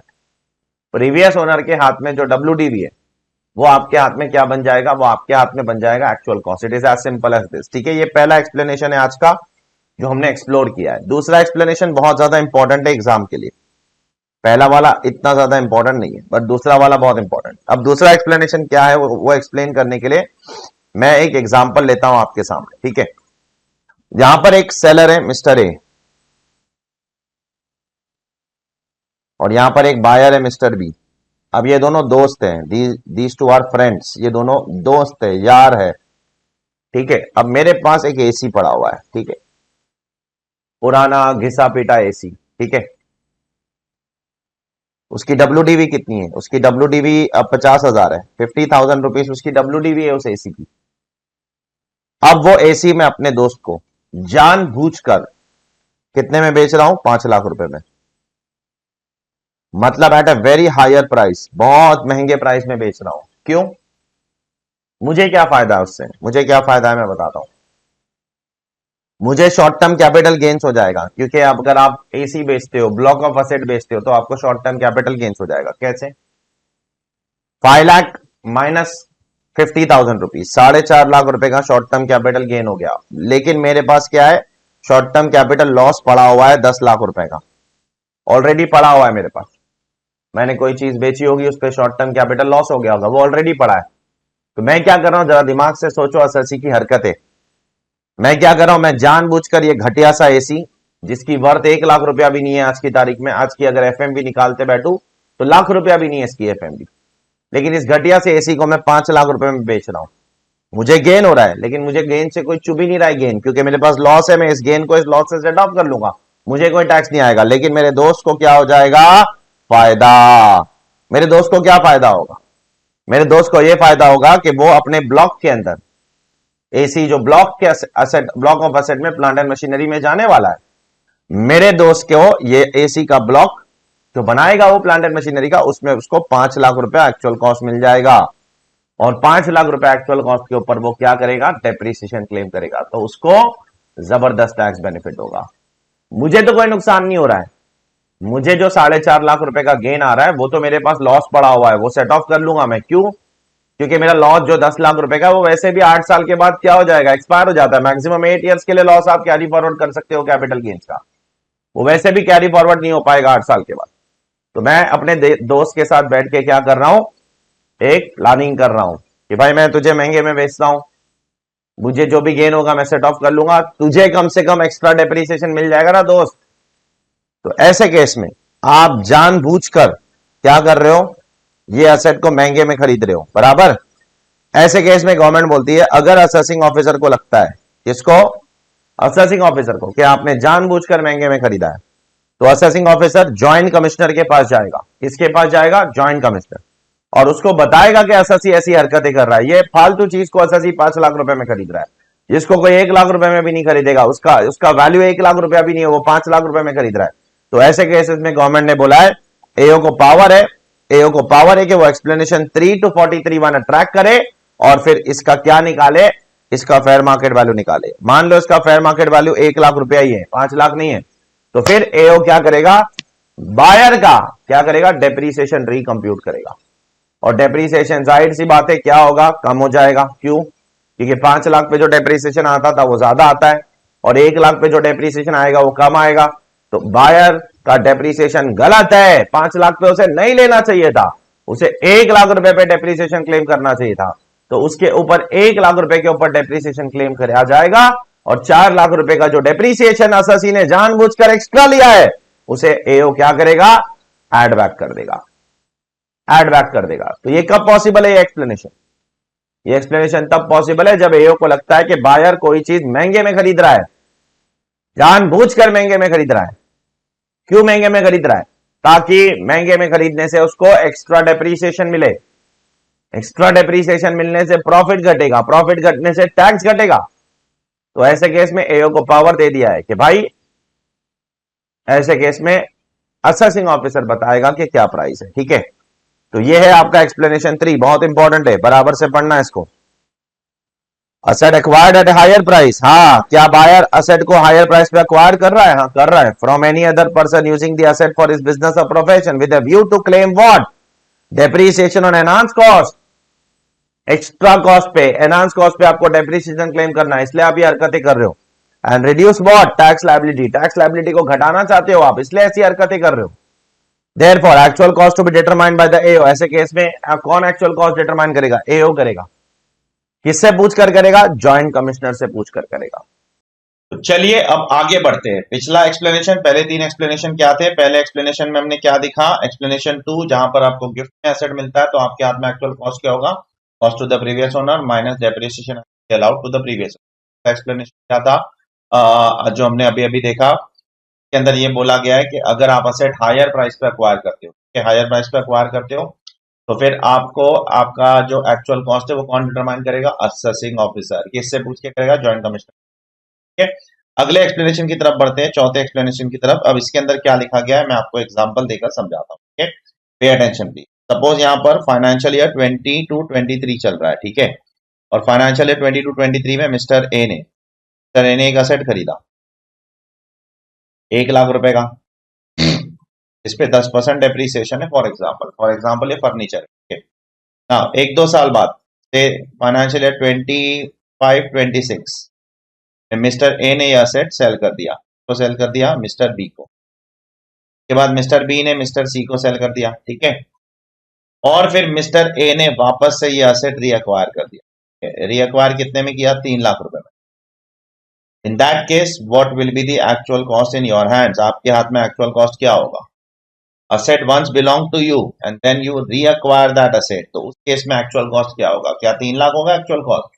Government बोलती है नहीं, गवर्नमेंट बोलती है उस केस में एक्चुअल कॉस्ट विल बी, जब आपने पहली बार असेट बेचा था ना, पहली बार किसको बेचा था? मिस्टर बी को। उस टाइम पे जो WDV थी, टाइम पे जो भी WDV, टाइम पे WDV क्या होगा? 1 लाख माइनस 20 to 23 का डेप्रीसिएशन, और 23-24 का डेप्रीसिएशन, और 24-25 का डेप्रीसिएशन। 3 साल का डेप्रीसिएशन निकालने के बाद जो WDV होगी, वो WDV आपको कंपेयर करना पड़ेगा रीएक्विजिशन प्राइस से, और which ever is lower will be considered as what? As your actual cost.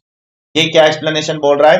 ये एक्सप्लेनेशन आपको बोलना चाह रहा है एक बार जो असेट आपके पास था उसके बाद आपने किसी को बेचा फिर वापस से रीअक्वायर कर लिया तो उस केस में आपके हाथ में एक्चुअल कॉस्ट क्या होगा? WDV at the time of original transfer, original मतलब जब पहले बार ट्रांसफर किया था, compare with reacquisition price which ever is lower will become what? Actual cost. तो ये एग्जांपल आप फोटो ले लो पहले जल्दी से सब लोग। ओके, अब इसका प्रोविजन पढ़ लेते हैं। Asset once belonged to assessee. Yes, asset once belonged to assessee. It was used by him for business. Yes, it was used by assessee for business. And is transferred. बाद में उसने बेच दिया और फिर reacquire कर लिया। अब actual cost क्या हो?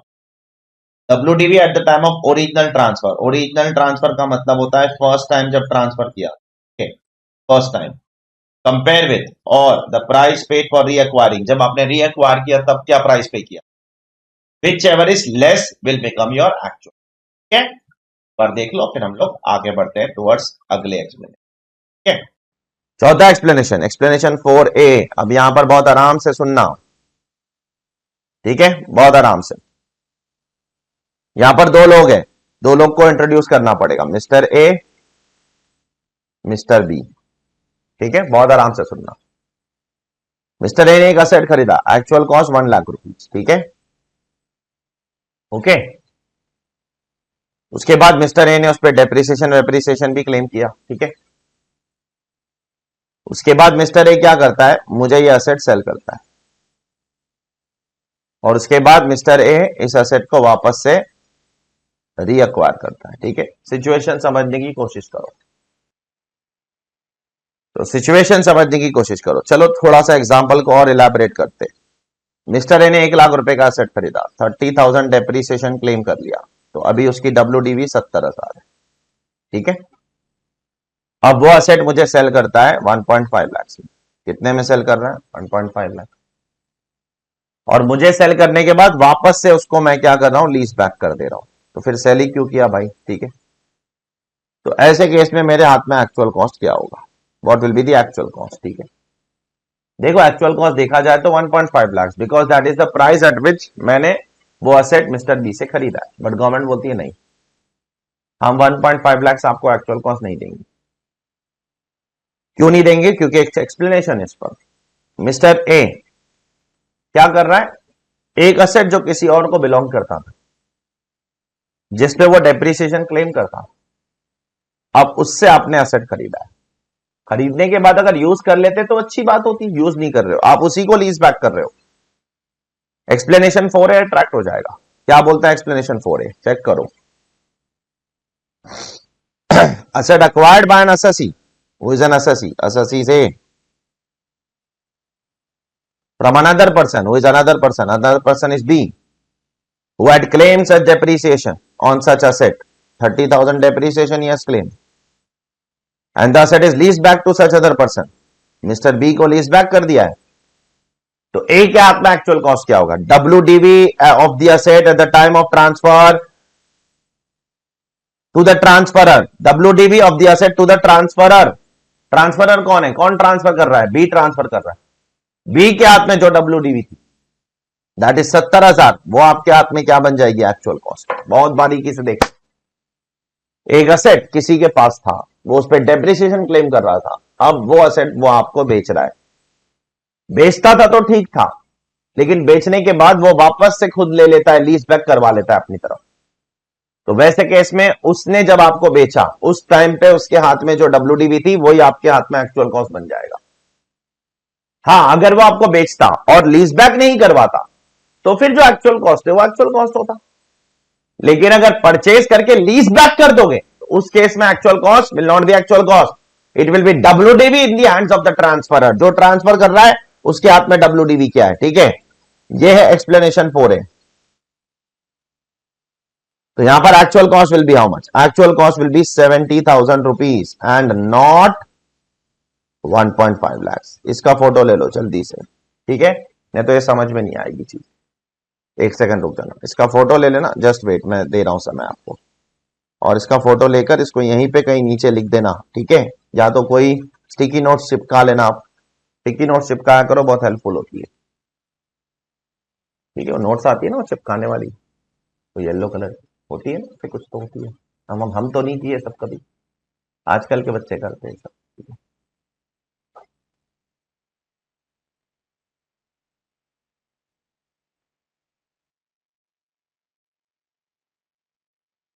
ठीक है, इसका फोटो ले लो। तो क्या क्या एक्सप्लेनेशन पढ़ लिया आपने?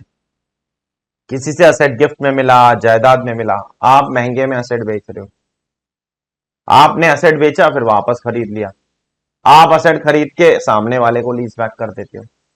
इन सब केसेस में एक्चुअल कॉस्ट क्या होगा वो हम एक एक करके पढ़ रहे हैं, ठीक है। अगला एक्सप्लेनेशन, अगर मैं पर्सनल असेट बिजनेस में लाता हूं तो एक्चुअल कॉस्ट क्या होगा? मेरे पास मोबाइल है, पर्सनल है, अगर वो मैं बिजनेस में लाता हूं। मेरे पास लैपटॉप है, पर्सनल है, वो मैं बिजनेस में लाता हूं। मेरे पास टीवी है, पर्सनल है, वो मैं बिजनेस में लाता हूं। मेरे पास कार है, पर्सनल है, वो बिजनेस में लाता हूं। एक्चुअल कॉस्ट क्या होगा? तो गवर्नमेंट बोलती है actual cost will remain actual cost. अगर पर्सनल प्लांट, मशीनरी, फर्नीचर अगर आप बिजनेस में लाते हो, actual cost will remain actual cost only.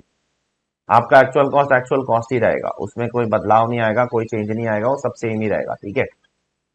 Personal car, personal building, sorry sorry sorry sorry, personal car, personal television, personal AC, to be precise personal plant, machinery, furniture अगर घर से निकाल कर office में डालते हो, actual cost will remain actual cost. लेकिन अगर पर्सनल बिल्डिंग को आप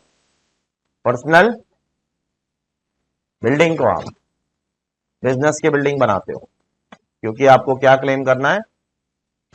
डेप्रीसिएशन। मान लो मेरा घर है, मेरे घर को ही मैंने ऑफिस बना दिया।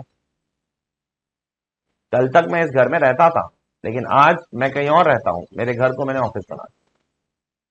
तो ये जो बिल्डिंग है, ये बिल्डिंग का एक्चुअल कॉस्ट क्या होगा? क्या अब भी actual cost will remain actual cost? No, actual cost will remain actual cost. That logic is only applicable for plant, machinery and furniture. Plant, machinery and furniture actual cost will remain actual cost. अगर personal plant business में आता है, actual cost will be actual cost. मिसाल के तौर पर मैंने 1 लाख रुपए का एक फोन खरीदा था, अब मैं उसको बिजनेस में ला रहा हूं, उसका एक्चुअल कॉस्ट 1 लाख ही होगा। मिसाल के तौर पर मैंने 5 लाख रुपए की एक कार खरीदी थी पर्सनल पर्सनल लाइफ के लिए, अब उसके बिजनेस में ला रहा हूं, actual cost will remain actual cost. Actual cost ही रहेगा, कोई टेंशन वाली बात नहीं, ठीक है। लेकिन अगर मैं पर्सनल बिल्डिंग को अगर बिजनेस में लाता हूं,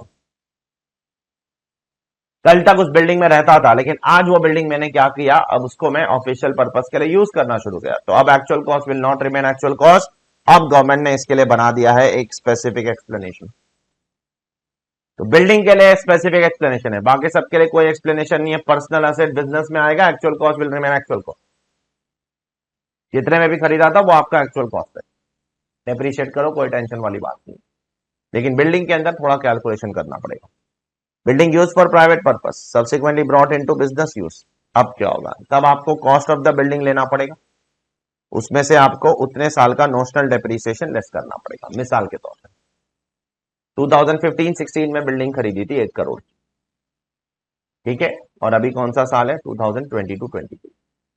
तो अभी आपको actual cost will not remain 1 crore, because अब यहां पर आपको स्पेसिफिक कैलकुलेशन करना पड़ेगा। कैसे? 2015-16 में कितने में खरीदी थी बिल्डिंग? 1 करोड़। तो अब 15-16 से लेकर अब तक का डेप्रिसिएशन लेस करो। 15-16, 16-17, 17-18, 18-19, 19-20, 20-21, 21-22, पिछले साल तक का, करंट ईयर का मत करना, क्योंकि करंट ईयर में तो आप बिजनेस के लिए ला रहे हो, ठीक है। पिछले साल तक का डेप्रिसिएशन लेस कर दो। वो लेस करने के बाद जो अमाउंट आएगा, वो अमाउंट हो जाएगा आपका क्या? Actual cost. चेक करो, ठीक है। अच्छा, डेप्रिसिएशन लेस करने के लिए रेट ऑफ डेप्रिसिएशन कौन सा लेने का? हर साल का लेने का? नहीं नहीं, हर साल का नहीं लेने का। We should not be concern about के 15-16 में क्या रेट था, 16-17 में क्या रेट था, 17-18 में क्या रेट था, 18-19 में क्या रेट था, 19-20 में, वो मत करो। आप करंट ईयर का रेट ले लो। करंट ईयर मतलब जिस ईयर में कन्वर्जन कर रहे हो उस साल का रेट ले लो। कौन से ईयर में कन्वर्ट कर रहे हैं हम लोग 22-23 में, 22-23 में कन्वर्ट कर रहे हैं, तो 22-23 का रेट ले लो आप, बस काफी है वो। आपको पहले का रेट कंसिडर नहीं करना है। हाँ, 15-16 से लेकर 21-22 का डेप्रिसिएशन लेस करो, लेकिन रेट क्या लोगे? रेट करंट ईयर का। करंट ईयर का depreciation rate applicable in the year of conversion of into business use. तो जिस ईयर में कन्वर्जन कर रहे हो उस ईयर का रेट लेना है आपको, ठीक है, पिछले सालों का रेट नहीं लेना है, ठीक है। तो 15-16 में बिल्डिंग खरीदा, 22-23 में बिल्डिंग को बिजनेस के लिए कन्वर्ट कर दिया। तो 15-16 से लेकर 21-22 एक साल पीछे तक का डेप्रिसिएशन आप लेस करते जाओ करते जाओ करते जाओ करते जाओ करते जाओ, जो भी अमाउंट बच जाएगा वो बन जाएगा आपका actual cost. Is it clear? I hope it is clear. तो चलिए आगे बढ़ते टुवर्ड्स द नेक्स्ट एक्सप्लेनेशन। और दो बीच में कुछ एक्सप्लेनेशन हम लोग यहां पर स्किप कर रहे हैं, जैसे 5 के बाद अगर आप देखो तो डायरेक्टली एक्सप्लेनेशन 8 शुरू हो रहा है, ठीक है। डोंट वरी, बीच के जो एक्सप्लेनेशन 6, 7 वो सारे के सारे हम लोग आगे करेंगे। Most of them are related to capital gain chapter, तो कैपिटल गेन्स के अंदर हम लोग कुछ करने वाले हैं और कुछ हम लोग इसी चैप्टर में अमालगमेशन के डिस्कशन के साथ कवर अप कर लेंगे। Don't worry about it, okay. अभी हम लोग बढ़ते हैं एक्सप्लेनेशन 8 की तरफ, जो हमने ऑलरेडी पहले कर ही लिया है। ये हमने पहले कर ही लिया है जब हम लोग एक्चुअल कॉस्ट का डिस्कशन कर रहे थे, जिसमें हमने ये डिस्कशन किया था कि अगर आप कोई असेट खरीदते हो, ठीक है, उस पे लोन लिया है, ठीक है, तो जब तक वो असेट पुट टू यूज नहीं होता है तब तक उसका इंटरेस्ट आप कैपिटलाइज करोगे, और एक बार असेट पुट टू यूज हो गया उसके बाद उसका इंटरेस्ट आपको क्या करना है, उसका इंटरेस्ट आपको पीएनएल अकाउंट में लेकर जाना है in the form of a revenue expenditure which is allowed under 3613। ये वही लिखा है यहां पर, asset acquired out of borrowed fund. So loan लेकर आपने असेट खरीदा, interest on loan borrowed relating to the period after the asset is first put to use. एक बार असेट पुट टू यूज हो गया देन उसका interest shall never form part of actual cost. उसके बाद उसका इंटरेस्ट एक्चुअल कॉस्ट का part नहीं बनेगा, ठीक है। Be very careful about it, ठीक है। तो ये बहुत ही सिंपल चीज है जो हमने ऑलरेडी पहले डिस्कशन कर लिया है, along with the discussion of what? Discussion of actual cost। अगले एक्सप्लेनेशन की तरफ बढ़ते, एक्सप्लेनेशन 9 किस चीज के ऊपर है, एक एग्जांपल दे देता हूं मैं आपको, pay attention on the board. Suppose मैंने कोई मशीनरी खरीदी, ठीक है, मशीनरी खरीदी 10 लाख रुपए की। जब मैंने किसी से मशीनरी खरीदी तो सामने वाले बंदे ने मुझे जीएसटी भी चार्ज किया से 18%, तो 1,80,000 का मेरे ऊपर जीएसटी चार्ज किया, तो मेरा टोटल कॉस्ट कितना हो गया 11,80,000। तो अब सवाल ये उठ रहा है कि मुझे एक्चुअल कॉस्ट कितना मिलेगा। Will I claim depreciation? क्या मैं डेप्रीसिएशन 11,80,000 पे क्लेम करूंगा या मैं डेप्रीसिएशन 10 लाख पे क्लेम करूंगा? ये वो डिपेंड करता है किस पे, कि अगर आपने इसका जीएसटी क्रेडिट अगर लिया है तो फिर आपको 1,80,000 रुपीज पे डेप्रीसिएशन नहीं मिलेगा। और अगर आपने इसका जीएसटी क्रेडिट नहीं लिया है, जीएसटी क्रेडिट जो इनपुट टैक्स क्रेडिट आपका आईटीसी होता है वो नहीं लिया है, तो फिर आप इस 1,80,000 को भी असेट में कैपिटलाइज करके इस पे डेप्रीसिएशन क्लेम कर सकते हो। देखो rule is very simple, government आपको दोनों ऑप्शन देती है, बोलती है कि अगर इस पे जीएसटी क्रेडिट क्लेम कर लिया है तो फिर आपका एक्चुअल कॉस्ट 10 लाख होगा, और जीएसटी क्रेडिट क्लेम नहीं किया है तो फिर इस पोर्शन पे भी आप डेप्रिसिएशन लो, कोई दिक्कत नहीं है, तो फिर 11,80,000 रुपया आपका एक्चुअल कॉस्ट होगा। तो एक्चुअल कॉस्ट कितना होगा वो डिपेंड करता है आप जीएसटी क्रेडिट लेना चाहते हो कि नहीं लेना चाहते, ठीक है, वो आपकी मर्जी, आपका चॉइस है। Given a choice, GST credit अगर मिलता है तो लेना अच्छी बात है क्योंकि वो ज्यादा बेनिफिशियल है, ठीक है। Now asset acquired subject to levy of GST in respect of which input credit is available. तो अब यहां पर क्या होगा, so much of the GST or duty in respect of which a claim of credit has been made। अगर आपने GST credit ले लिया है and allowed and shall not form part of actual cost। अगर क्रेडिट ले लिया है तो फिर उसको एक्चुअल कॉस्ट के अंदर आपको नहीं लेना है, you are not suppose to take that in the actual cost, okay. तो एक छोटा सा एक्सप्लेनेशन है, कुछ बहुत ज्यादा इंपॉर्टेंट नहीं है, एग्जाम के लिए भी प्रैक्टिकल लाइफ में बहुत इंपॉर्टेंट है बट एकेडमिक लाइफ में इतना ज्यादा इंपॉर्टेंट नहीं है, ठीक है। Now coming to the next explanation which is extremely important। ये बहुत ज्यादा इंपॉर्टेंट एक्सप्लेनेशन है, इसको एक्सप्लेन करने के लिए मैं आपको एक एक चीज समझाने की कोशिश करता हूं, ठीक है।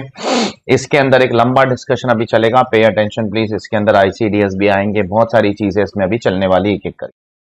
अब ये एक्सप्लेनेशन क्या बोलता है मैं आपको बता देता हूं, ठीक है, पे अटेंशन प्लीज। ये एक्सप्लेनेशन दो पार्ट में डिवाइडेड है। ये बोलता है कि अगर आपने कोई असेट खरीदा है, से the cost of the asset is 100 crore, और इस असेट को खरीदने के लिए किसी ने हेल्प की है, help in the form of what, help in the form of किसी ने सब्सिडी की तरह हेल्प की है, किसी ने ग्रांट देकर हेल्प किया है, या किसी ने आपको कोई रीइंबर्समेंट देकर हेल्प किया है, ठीक है। ये 3 तरीके से अगर सपोज किसी ने आपको 20 करोड़ रुपए का हेल्प किया, एग्जाम्पल, उतना पोर्शन आपको एक्चुअल कॉस्ट से क्या कर देना है, लेस कर देना, ठीक है। बिकॉज उतना आपने अपनी जेब से पे नहीं किया है तो आपको उस पर डेप्रिसिएशन नहीं मिल सकता है, तो फिर उस केस में आपका actual cost will be 80 crore, okay.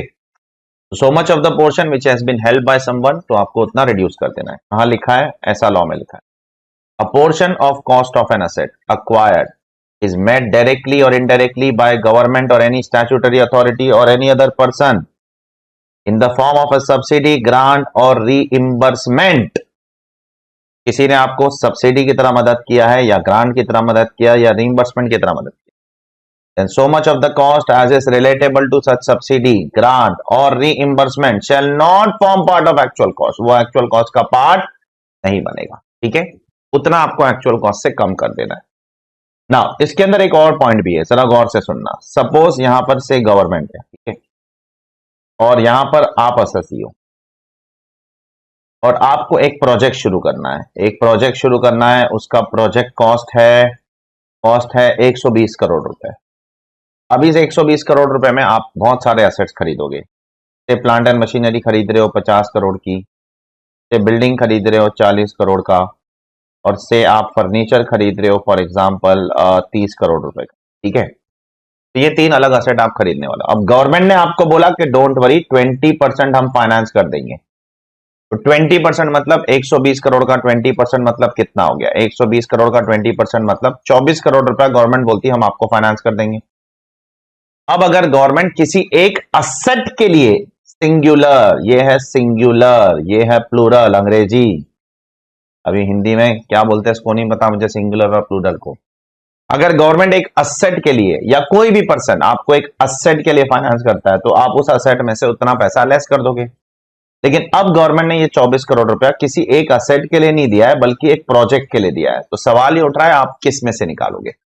तो उस केस में गवर्नमेंट ने आपको बोला है कि आपको हर एक असेट में से प्रोपोर्शनेटली 20-20% कम करना पड़ेगा। तो यहां पर कैसे हो जाएगा, पहले वाले में से 20% मतलब 10 करोड़ कम हो जाएगा, दूसरे वाले में से 20% मतलब 8 करोड़, तीसरे वाले में से 20% मतलब 6 करोड़। आप ये नहीं कर सकते हो कि किसी एक असेट में से आप पूरा 24 करोड़ लेस कर दो, वो नहीं अलाउड है। नहीं तो असेसी क्या करेगा, जो जिसका डेप्रिसिएशन रेट कम है, लाइक बिल्डिंग फर्नीचर का डेप्रिसिएशन प्लांट एंड मशीनरी के कंपैरिजन में कम होता है ना, तो असेसी क्या करेगा, बिल्डिंग और फर्नीचर में से ही वो 24 करोड़ लेस करेगा, प्लांट एंड मशीनरी को टच ही नहीं करेगा।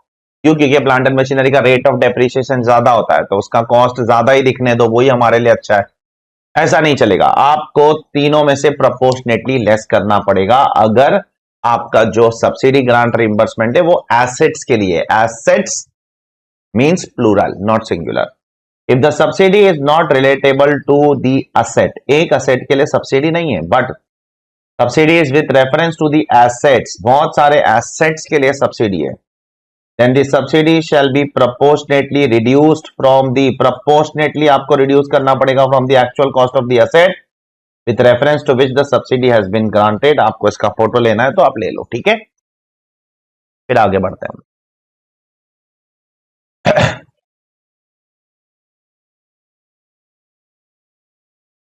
Okay, now pay attention please। now I am going ahead with the next discussion, pay attention please all of you, okay, pay attention। suppose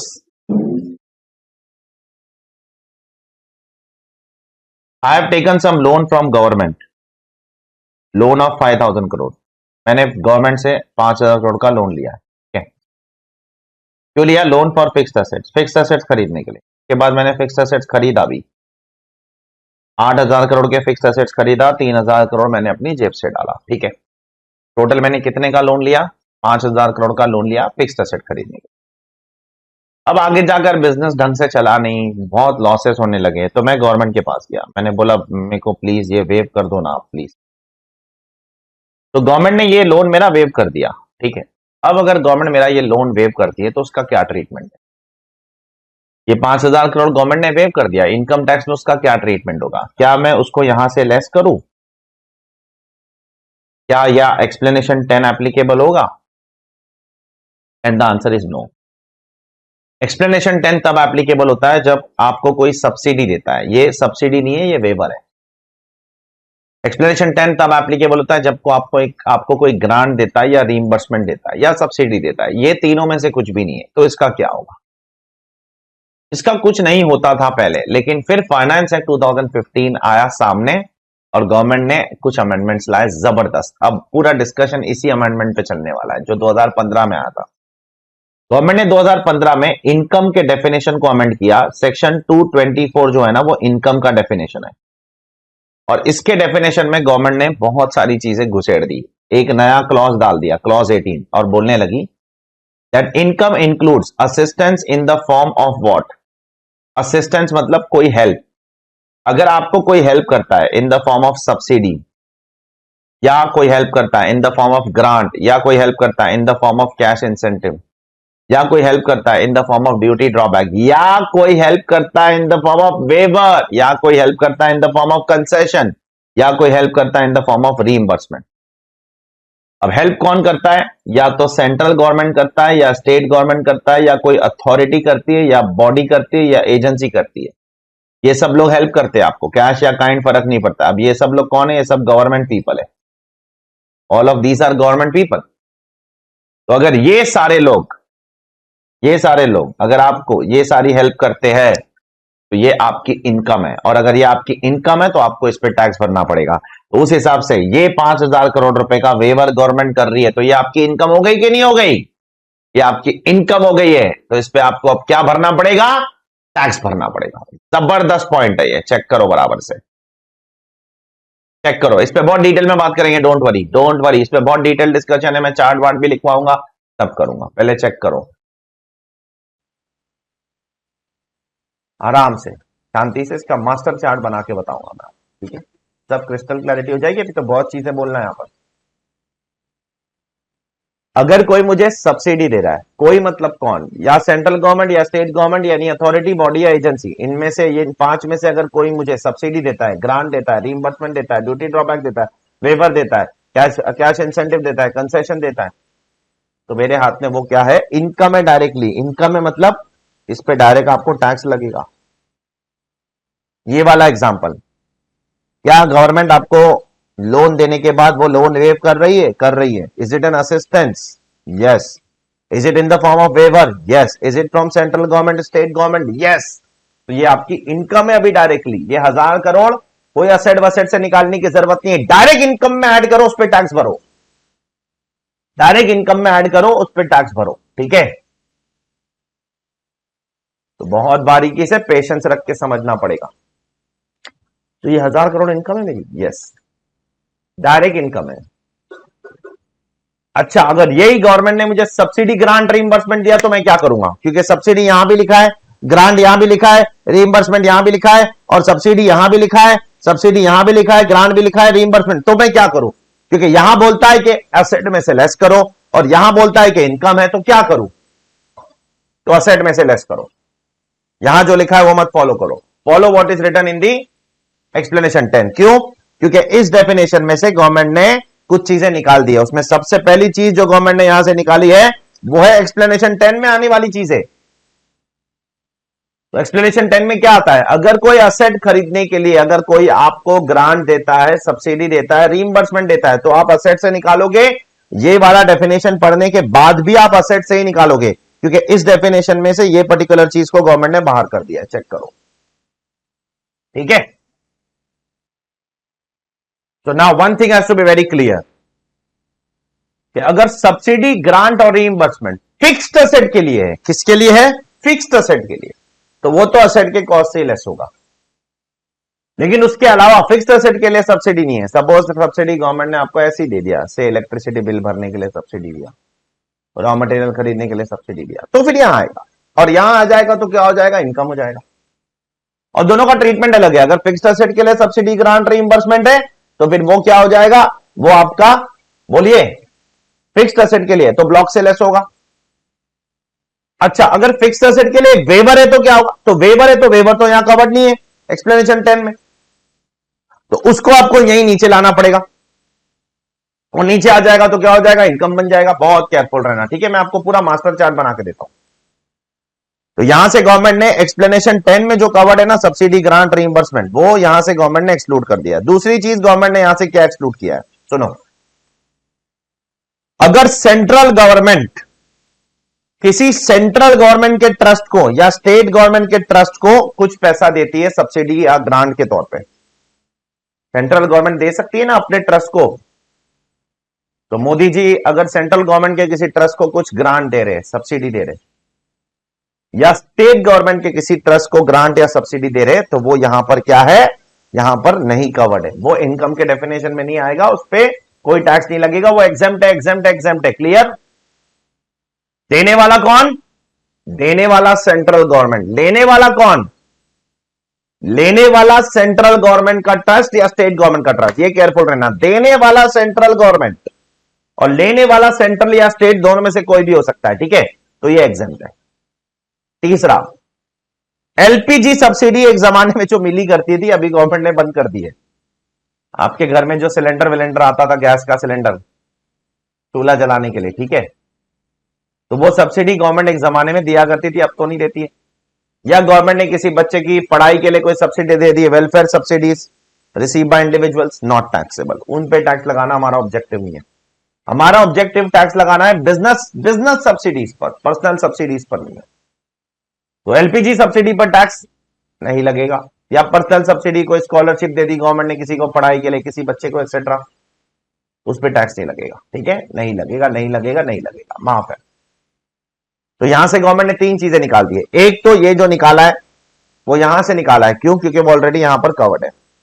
दूसरी चीज, वो गवर्नमेंट की चीज है, छोड़ दो, उस पर क्या टैक्स लगाना, गवर्नमेंट खुद पे थोड़ी टैक्स लगाएगी। तो सेंट्रल गवर्नमेंट अपने ट्रस्ट को या स्टेट गवर्नमेंट के ट्रस्ट को पैसा देती है कुछ, तो माफ है। या गवर्नमेंट किसी इंडिविजुअल्स को कोई सब्सिडी देती है, एलपीजी सब्सिडी या कोई और सब्सिडी, वो माफ है। अब यहां पर एक और बारीक चीज है, फिर से मैं यहां पर आता हूं, ठीक है। इस वाले पैराग्राफ में आप लोगों को कुछ सवाल पूछना चाहता हूं, मैं देखना चाहता हूं आप लोग कितना मतलब ढंग से सुन रहे हो। सपोज मैंने आईसीआईसीआई बैंक से लोन लिया, किससे लोन लिया, आईसीआईसीआई बैंक से लोन लिया फिक्स्ड असेट के लिए। किसके लिए, फिक्स्ड असेट के लिए। और फिर वो लोन आईसीआईसीआई बैंक ने मेरा वेव कर दिया। सबसे पहले क्या वो यहां आएगा, यहां नहीं आएगा सर, क्यों, वेवर है, वेवर यहां कवर्ड नहीं है, यहां सिर्फ सब्सिडी ग्रांट रीइंबर्समेंट। चलो ठीक है, क्या वो यहां आएगा,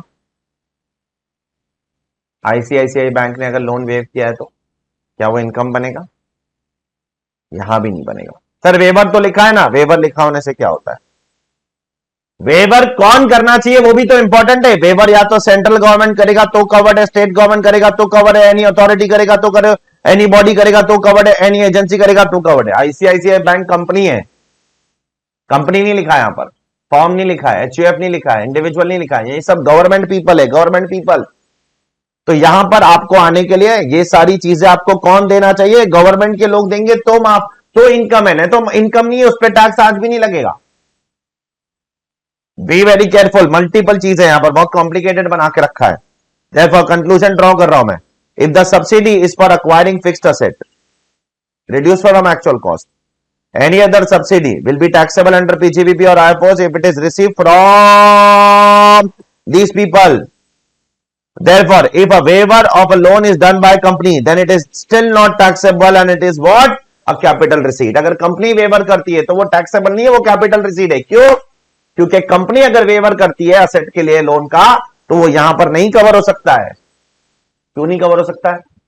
क्योंकि यहां पर कंपनी लिखा है, central government, state government body, agency लिखा है, यहां पर भी नहीं कवर हो सकता है। क्यों नहीं कवर हो सकता है? क्योंकि यहां पर वेवर नहीं लिखा है।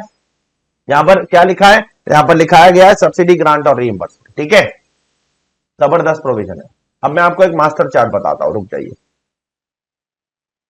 ये देखो मास्टर चार्ट, ठीक है, इसका फोटो ले लेना बाद में, ठीक है। मैं आपको बताता हूं इस मास्टर चार्ट में क्या है।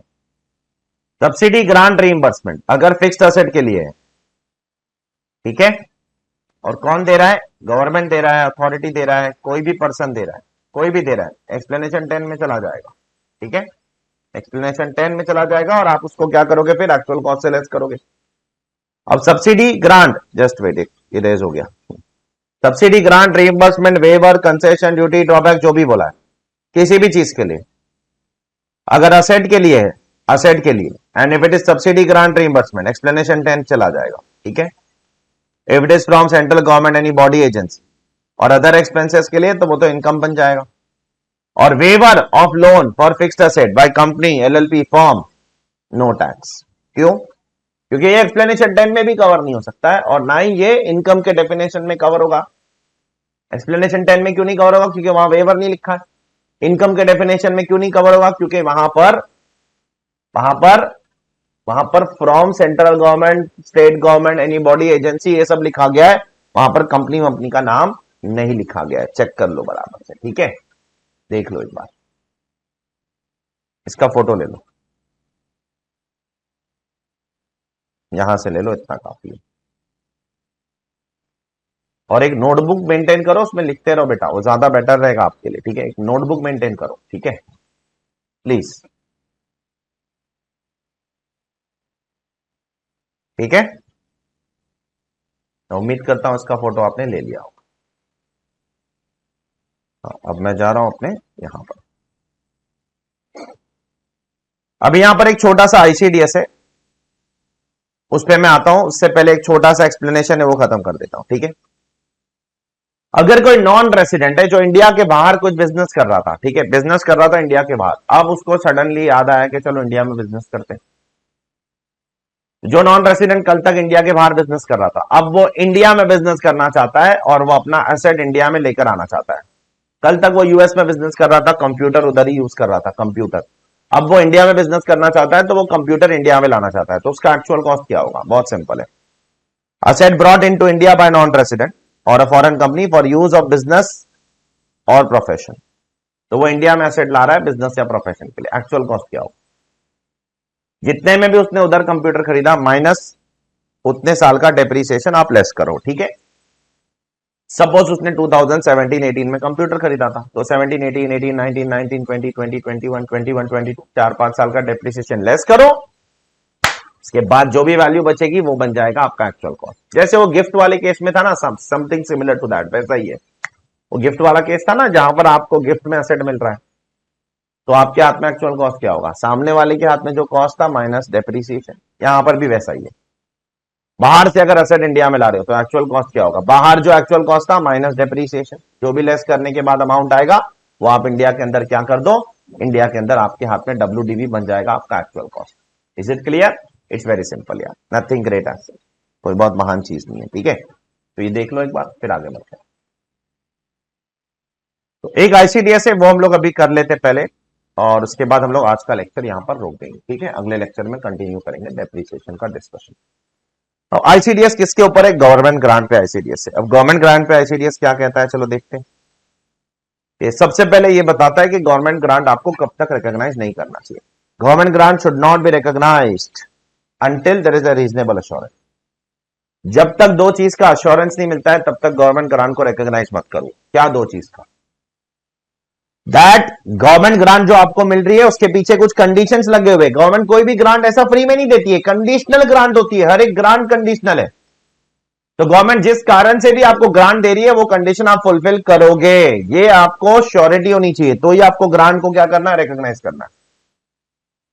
तो अगर गवर्नमेंट ने आपको जो ग्रांट दिया है उसके पीछे कंडीशन अटैच किया है, अगर आपको लग रहा है ये कंडीशंस तो फुलफिल करना इंपॉसिबल है, तो आप ग्रांट मत रिकॉग्नाइज करो, ठीक है। दूसरी चीज, एक बार आपको ग्रांट मिल गया, पैसा मिल गया, अकाउंट में आ गया, तो फिर तो आपको आंख बंद करके उसको रिकॉग्नाइज करना है, उस पर टैक्स भरना है, ठीक है। तो ये पहला वाला पॉइंट किसके लिए? जहां पर पैसा मिला नहीं, अक्रूवल बेसिस पर आप रिकॉग्नाइज कर रहे हो। तो अक्रूवल बेसिस पर तब तक रिकॉग्नाइज मत करो जब तक ये श्योरिटी नहीं होती है कि आप कंडीशंस जो बोला गया वो सारे फुलफिल करोगे कि नहीं करोगे। भाई पता चलता है कंडीशंस फुलफिल करना आपके कैपेसिटी में है ही नहीं, मत रिकॉग्नाइज करो। और एक बार पैसा मिल गया उसके बाद आप रिकॉग्निशन पोस्टपोन नहीं कर सकते हो। You can not postpone the recognition once you get the money. एक बार मिल गया पैसा उसके बाद रिकॉग्नाइज करना ही है आपको, ठीक है। तो ये आपको क्या बताता है? टाइमिंग ऑफ रिकॉग्निशन, कब रिकॉग्नाइज करना है। जैसे आपको लगता है आप कंडीशन फुलफिल करते हो, रिकॉग्नाइज कर लो। सेकेंडली, अगर पैसा मिल गया तो आंख बंद करके रिकॉग्नाइज कर लो। अब ट्रीटमेंट ऑफ रिकॉग्निशन, टाइमिंग तो पढ़ लिया, आप ट्रीटमेंट कैसा है? ट्रीटमेंट बहुत सिंपल है, जो इनकम टैक्स बोलता है वही, और कुछ नहीं। डेप्रिसिएबल एसेट में कैसे रिकॉग्नाइज करोगे आप एसेट से निकालोगे, और क्या, कॉस्ट से रिड्यूस करोगे ना डेप्रिसिएबल एसेट के लिए, यही तो पढ़ा है ना हमने। डेप्रिसिएबल एसेट के लिए कॉस्ट से रिड्यूस करना है, बराबर। अच्छा, अगर एक एसेट के लिए नहीं है, बहुत सारे एसेट्स के लिए है, प्लूरल प्लूरल प्लूरल है, तो फिर आप हर एसेट में से प्रोपोर्शनेटली निकालोगे, राइट। तो ये दो पॉइंट तो बहुत सिंपल है, जो इनकम टैक्स में पढ़ा वही है, एग्जैक्टली किसके जैसा है, ये एक्सप्लेनेशन 10 के जैसा है, राइट। और ऑब्वियसली आपका आईसीडीएस इनकम टैक्स से अलग थोड़ी हो सकता है, इनकम टैक्स का ही पार्ट है ना, वो भी अलग नहीं हो सकता। तो अगर कोई एसेट के लिए ग्रांट मिलता है, सब्सिडी मिलती है, एसेट से लेस करो, बहुत सारे एसेट्स के लिए मिलती है, प्रोपोर्शनेटली लेस करो, ठीक है। अच्छा, अगर वो गवर्नमेंट ग्रांट आपको एक कॉम्पेंसेशन की तरह मिल रहा है, किसकी तरह? कॉम्पेंसेशन से, आपके स्टेट में राइट्स हो गए, कुछ नुकसान हो गया, आपका राइट्स हो गए, नुकसान हो गए, उसके लिए गवर्नमेंट आपको ग्रांट दे रही है। तो देखो यहां पर क्या लिखा है, पढ़ो। तो बहुत अजीब प्रोविजन है। अगर आपको कोई कॉम्पेंसेशन मिल रहा है, ठीक है, it shall be recognised as income of the period in which it is receivable, ठीक है। जब भी रिसीवेबल होगा उस टाइम पर आपको उसको रिकॉग्नाइज करना पड़ेगा। तो थोड़ा सा अजीब है, यहां पर गवर्नमेंट को क्या लिखना चाहिए था पता है? रिसीव्ड लिखना चाहिए था, रिसीवेबल नहीं। मिसाल के तौर पर मेरी पूरी फैक्ट्री जल गई है, सब कुछ रायट में जल गया है, अर्थक्वेक में बर्बाद हो गया है, फ्लड में बर्बाद हो गया है। अब गवर्नमेंट ने कॉम्पेंसेशन बोला है कि आपको हम 20 करोड़ रुपए कॉम्पेंसेशन देंगे, तो इट इज रिसीवेबल। अब मिला नहीं है अब तक, तो क्या रिसीवेबल बेसिस पर आप मुझसे टैक्स ले लोगे? यस, ले लेंगे। ये तो बहुत ज्यादती है, बहुत गलत बात है, ये तो नाइंसाफी है टैक्स पेयर के साथ। बट नाइंसाफी तो होते रहती है हमारे देश के अंदर, क्या कर सकते, ठीक है। बहुत से लोगों के साथ होती है, बेचारों के साथ, बिजनेसमैन के साथ तो बहुत होती है। हमको लगता है कि बिजनेसमैन के साथ कुछ नहीं होता है, देश में बहुत कुछ होता है, ऐसा नहीं है। बिजनेसमैन परेशान है देश में, एक बार बिजनेस करो तो सही, परेशान हो जाओगे जीएसटी से, इनकम टैक्स से, इससे उससे उससे, हर चीज से। ये कंप्लायंस, वो कंप्लायंस, ये गुमात सालो, ये रजिस्ट्रेशन, ये पार्टनरशिप फॉर्म, ये कंपनी, ये एलएलपी, अरे बहुत मगजमारी है, इतना आसान काम नहीं है। ये पीएफ के अलग रेगुलेशन, ये ग्रेजुइटी के अलग रेगुलेशन, कितने रेगुलेशन फॉलो करेंगे इंसान? धंधा करेंगे रेगुलेशन ही फॉलो करते, बट क्या कर सकते हैं। सो अगर गवर्नमेंट कॉम्पेंसेशन देती है आपको, तो कब टैक्सेबल होगा? रिसीट बेसिस पर नहीं, बल्कि अक्रूवल बेसिस पर टैक्स कर देंगे, मिला नहीं तो भी। अरे बाप रे। और any other thing apart from this, ये बैलेंसिंग फिगर है। बैलेंसिंग फिगर कैसे टैक्स होगा? मैचिंग कॉन्सेप्ट के हिसाब से, अकाउंट्स के हिसाब से आप टैक्स कर दो, और क्या, जैसे अकाउंट में रिकॉग्नाइज करते हो वैसा। अब एक चीज बच गया, वो है ये तो उस पर मैं आता हूं थोड़ी देर के अंदर। उससे पहले, अगर गवर्नमेंट ने ग्रांट दिया आपको असेट के लिए, आपने 100 रुपए का असेट खरीदा, गवर्नमेंट ने 30 रुपीज ग्रांट दिया, तो आप 30 रुपीज लेस कर दो, ठीक है। अब अगर आगे जाकर कंडीशन वायलेट करोगे तो क्या होगा? तो आपको ये 30 रुपीज क्या करना पड़ेगा? वापस से ब्लॉक में, कॉमन सेंस वाली बात है, एड बैक करना पड़ेगा। चेक करो, अगर गवर्नमेंट ने ग्रांट दिया, जब ग्रांट दिया था तो आपने क्या किया था? असेट में से लेस किया था ना। अब जब गवर्नमेंट ग्रांट वापस लेगी तो असेट में एड बैक करना पड़ेगा। सिंपल, रिवर्स करो, रिवर्स करो इसको, ये ट्रीटमेंट को आपको क्या करना पड़ेगा? रिवर्स करना पड़ेगा। चेक कर लो, यस और no, you have to reverse the treatment, that's it, it is as simple as this. अब ये सेकंड वाला पार्ट है ना, ये थोड़ा सा केयरफुली सुनना पड़ेगा आपको। Where the government grant relates to non depreciable asset, कोई नॉन डेप्रिशिएबल असेट के लिए अगर गवर्नमेंट आपको ग्रांट देती है, नॉन डेप्रिशिएबल असेट के लिए, मतलब गवर्नमेंट से फॉर एग्जांपल आपको बोलती है, ये आपकी बैलेंस शीट है, ठीक है, गवर्नमेंट बोलती है हम आपको, गवर्नमेंट ग्रांट देते हैं 100 करोड़ का, तो ये आपका बैंक अकाउंट 100 करोड़, तो गवर्नमेंट ने आपको जैसे गवर्नमेंट ग्रांट दिया ना 100 करोड़ का, आप जर्नल एंट्री पास करो, bank account debit to government grant account, कितना? 100 करोड़। तो उस हिसाब से क्या हो गया? एसेट साइड पे 100 करोड़ का बैंक आ गया, और लाइबिलिटी साइड पे 100 करोड़ की लाइबिलिटी आ गई, ठीक है। अब इस पे टैक्स कैसे लगेगा? गवर्नमेंट बोलती है जिस पर्पस के लिए ये ग्रांट दिया था ना, वो जैसे जैसे यूज करोगे वैसे वैसे इस पे टैक्स लगेगा। चेक करो, then the government grant, how much it is? 100 crore, कैसे टैक्स लगेगा? It shall be recognised as income over the same period during which the cost of obligation is charge to income. जिस purpose के लिए ये grant दिया था, अब से गवर्नमेंट ने ये आपको ग्रांट दिया था रॉ मटेरियल खरीदने के लिए, ठीक है, रॉ मटेरियल खरीदने, तो जैसे जैसे रॉ मटेरियल खरीदोगे, ये पीएनएल है, जैसे जैसे रॉ मटेरियल खरीदा, कितना खरीदा, 30 करोड़ का खरीदा, तो 30 करोड़ का गवर्नमेंट ग्रांट रिकॉग्नाइज करो, इनकम टैक्स करो। फिर तुमने और 20 करोड़ का गवर्नमेंट ग्रांट खरीदा, तो 20 करोड़ का और इनकम रिकॉग्नाइज। जैसे जैसे ऑब्लिगेशन पूरा करोगे वैसे वैसे आपको क्या करना पड़ेगा, वैसे वैसे आपको रिकॉग्नाइज करना। तो अब तक अपन ने कितना रिकॉग्नाइज कर लिया, 50 करोड़। तो यहां से 50 करोड़ लेस कर दो, ये 50 करोड़ हो गया। इतना इंपॉर्टेंट नहीं है, बट स्टिल मैं आपको इसका अकाउंटिंग ट्रीटमेंट बता देता हूं, अकाउंट्स में भी ऐसे ही होता है। तो जैसे जैसे चीजें रिकॉग्नाइज करोगे वैसे वैसे आपको क्या करना पड़ेगा, ग्रांट को दिखाना पड़ेगा। तो बहुत सिंपल है, देखो मैं आपको इसको अलग से यहां पर स्लाइड में करके बताता हूं, ठीक है। तो ये है आपका बैलेंस शीट, जिसमें गवर्नमेंट ने आपको ग्रांट दिया 100 करोड़। तो आपने बैलेंस शीट के लायबिलिटी साइड पे 100 करोड़ लिख दिया और असेट साइड पे बैंक अकाउंट 100 करोड़। अब जैसे जैसे इसमें से आप ऑब्लिगेशन पूरा करोगे, ये पीएनएल है, 30 करोड़ का ऑब्लिगेशन पूरा कर दिया, तो ये हो जाएगा 70 करोड़। और यहां पर आपको गवर्नमेंट ग्रांट की एंट्री मारनी पड़ेगी 30 करोड़। कैसे, एक जन एंट्री मारोगे, government grant account debit to what, to PNL. कितना, 30 करोड़, 30 करोड़, ये जन एंट्री मारनी पड़ेगी। Government grant account debit to what, to PNL account, 30 crore, 30 crore. It is as simple as this. अब सुनो, बहुत बारीकी, ठीक है। जैसे आगे के 70 करोड़ की ऑब्लिगेशन पूरे करोगे वैसे आप इसको यहां पर लाते रहोगे। लेकिन अगर आगे जाकर आपने कोई कंडीशन वायलेट किया और गवर्नमेंट ने बोला नहीं नहीं, you have to refund 100 crore, क्योंकि आपने कंडीशन वायलेट किया, अब रिफंड 100 करोड़, तो 100 करोड़ जब रिफंड करोगे तो क्या करोगे, तो 70 करोड़ यहां से नॉक ऑफ कर दोगे। जब रिफंड करोगे तो आपको गवर्नमेंट को बैंक को क्रेडिट करना पड़ेगा ना 100 करोड़। तो जब बैंक को क्रेडिट करोगे 100 करोड़, तो फिर आप जर्नल एंट्री कैसे मारोगे, तो आप तब गवर्नमेंट ग्रांट 70 करोड़ का नॉक ऑफ कर दोगे और 30 करोड़ रुपए आपको जेब से देना पड़ रहा है, वो आपका पीएनएल अकाउंट लॉस, वो आपका लॉस हो जाएगा, ठीक है। तो पहले आपको गवर्नमेंट ने 100 करोड़ का ग्रांट दिया, आपने 30 करोड़ का ऑब्लिगेशन पूरा किया, 30 करोड़ की इनकम रिकॉग्नाइज की। अब आपने कंडीशन वायलेट किया तो आपको 100 करोड़ रिफंड करना पड़ रहा है। अब जब रिफंड करना पड़ रहा है तो 70 करोड़ तो यहां से नॉक ऑफ हो जाएगा और 30 करोड़ रुपए आपको क्या करना पड़ेगा, आपका लॉस है, वो आपका परमानेंट लॉस है, वो आप पीएनएल में रिकॉग्नाइज कर सकते हो। इनकम टैक्स खुद बोलता है ये चीज, ठीक है। तो यहां पर देखो इनकम टैक्स खुद बोलता है, अगर आगे जाकर, pay attention,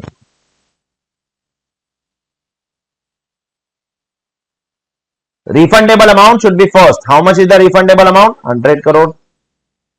Should be first adjusted against the unamortized deferred credit. कितना अनअमोटाइज्ड है, देखो 100 में से 30 तो अमोटाइज हो गया, तो इसको पहले 70 करोड़ से सेट ऑफ करो। एक्सेस, एक्सेस कितना है, 30 crore. 30 crore can be charge to PNL account, वो पीएनएल अकाउंट में चार्ज कर दोगे, ठीक है। चेक करो, यही किया है मैंने यहां पर भी, इसका फोटो ले लो अगर आपको चाहिए तो, ठीक है। फिक्स्ड असेट वाले केस में अगर रिफंड करना है तो बहुत सिंपल है, बहुत सिंपल है। क्या करना है, 20 करोड़ का गवर्नमेंट से सब्सिडी मिला, फिक्स्ड असेट से लेस कर दो। अब अगर रिफंड करना पड़ रहा है तो फिक्स्ड असेट में एड बैक कर दो।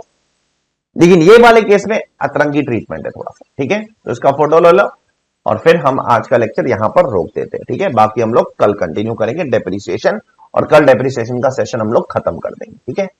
Bye all of you, take care. मैं उम्मीद कर रहा हूं आप सब लोगों को बहुत मजा आ रहा है फास्ट ट्रैक बैच में, इस पर्टिकुलर सेशन के अंदर, ठीक है। फास्ट ट्रैक बैच है ये, और यहां पर भी हम लोग पूरी तरीके से पूरा पोर्शन कवर करने की कोशिश करेंगे। मैंने आपको पहले ही बोल दिया है, ठीक है। रेगुलर बैच हो या फास्ट ट्रैक बैच हो, दोनों में पोर्शन तो पूरा कवर होता है, तरीका अलग होता है। रेगुलर बैच में बहुत डेप्थ में होता है, यहां पर उतने डेप्थ में हम नहीं जाएंगे क्योंकि हमारे पास टाइम का कंस्ट्रेंट है, ठीक है। Bye all of you, take care.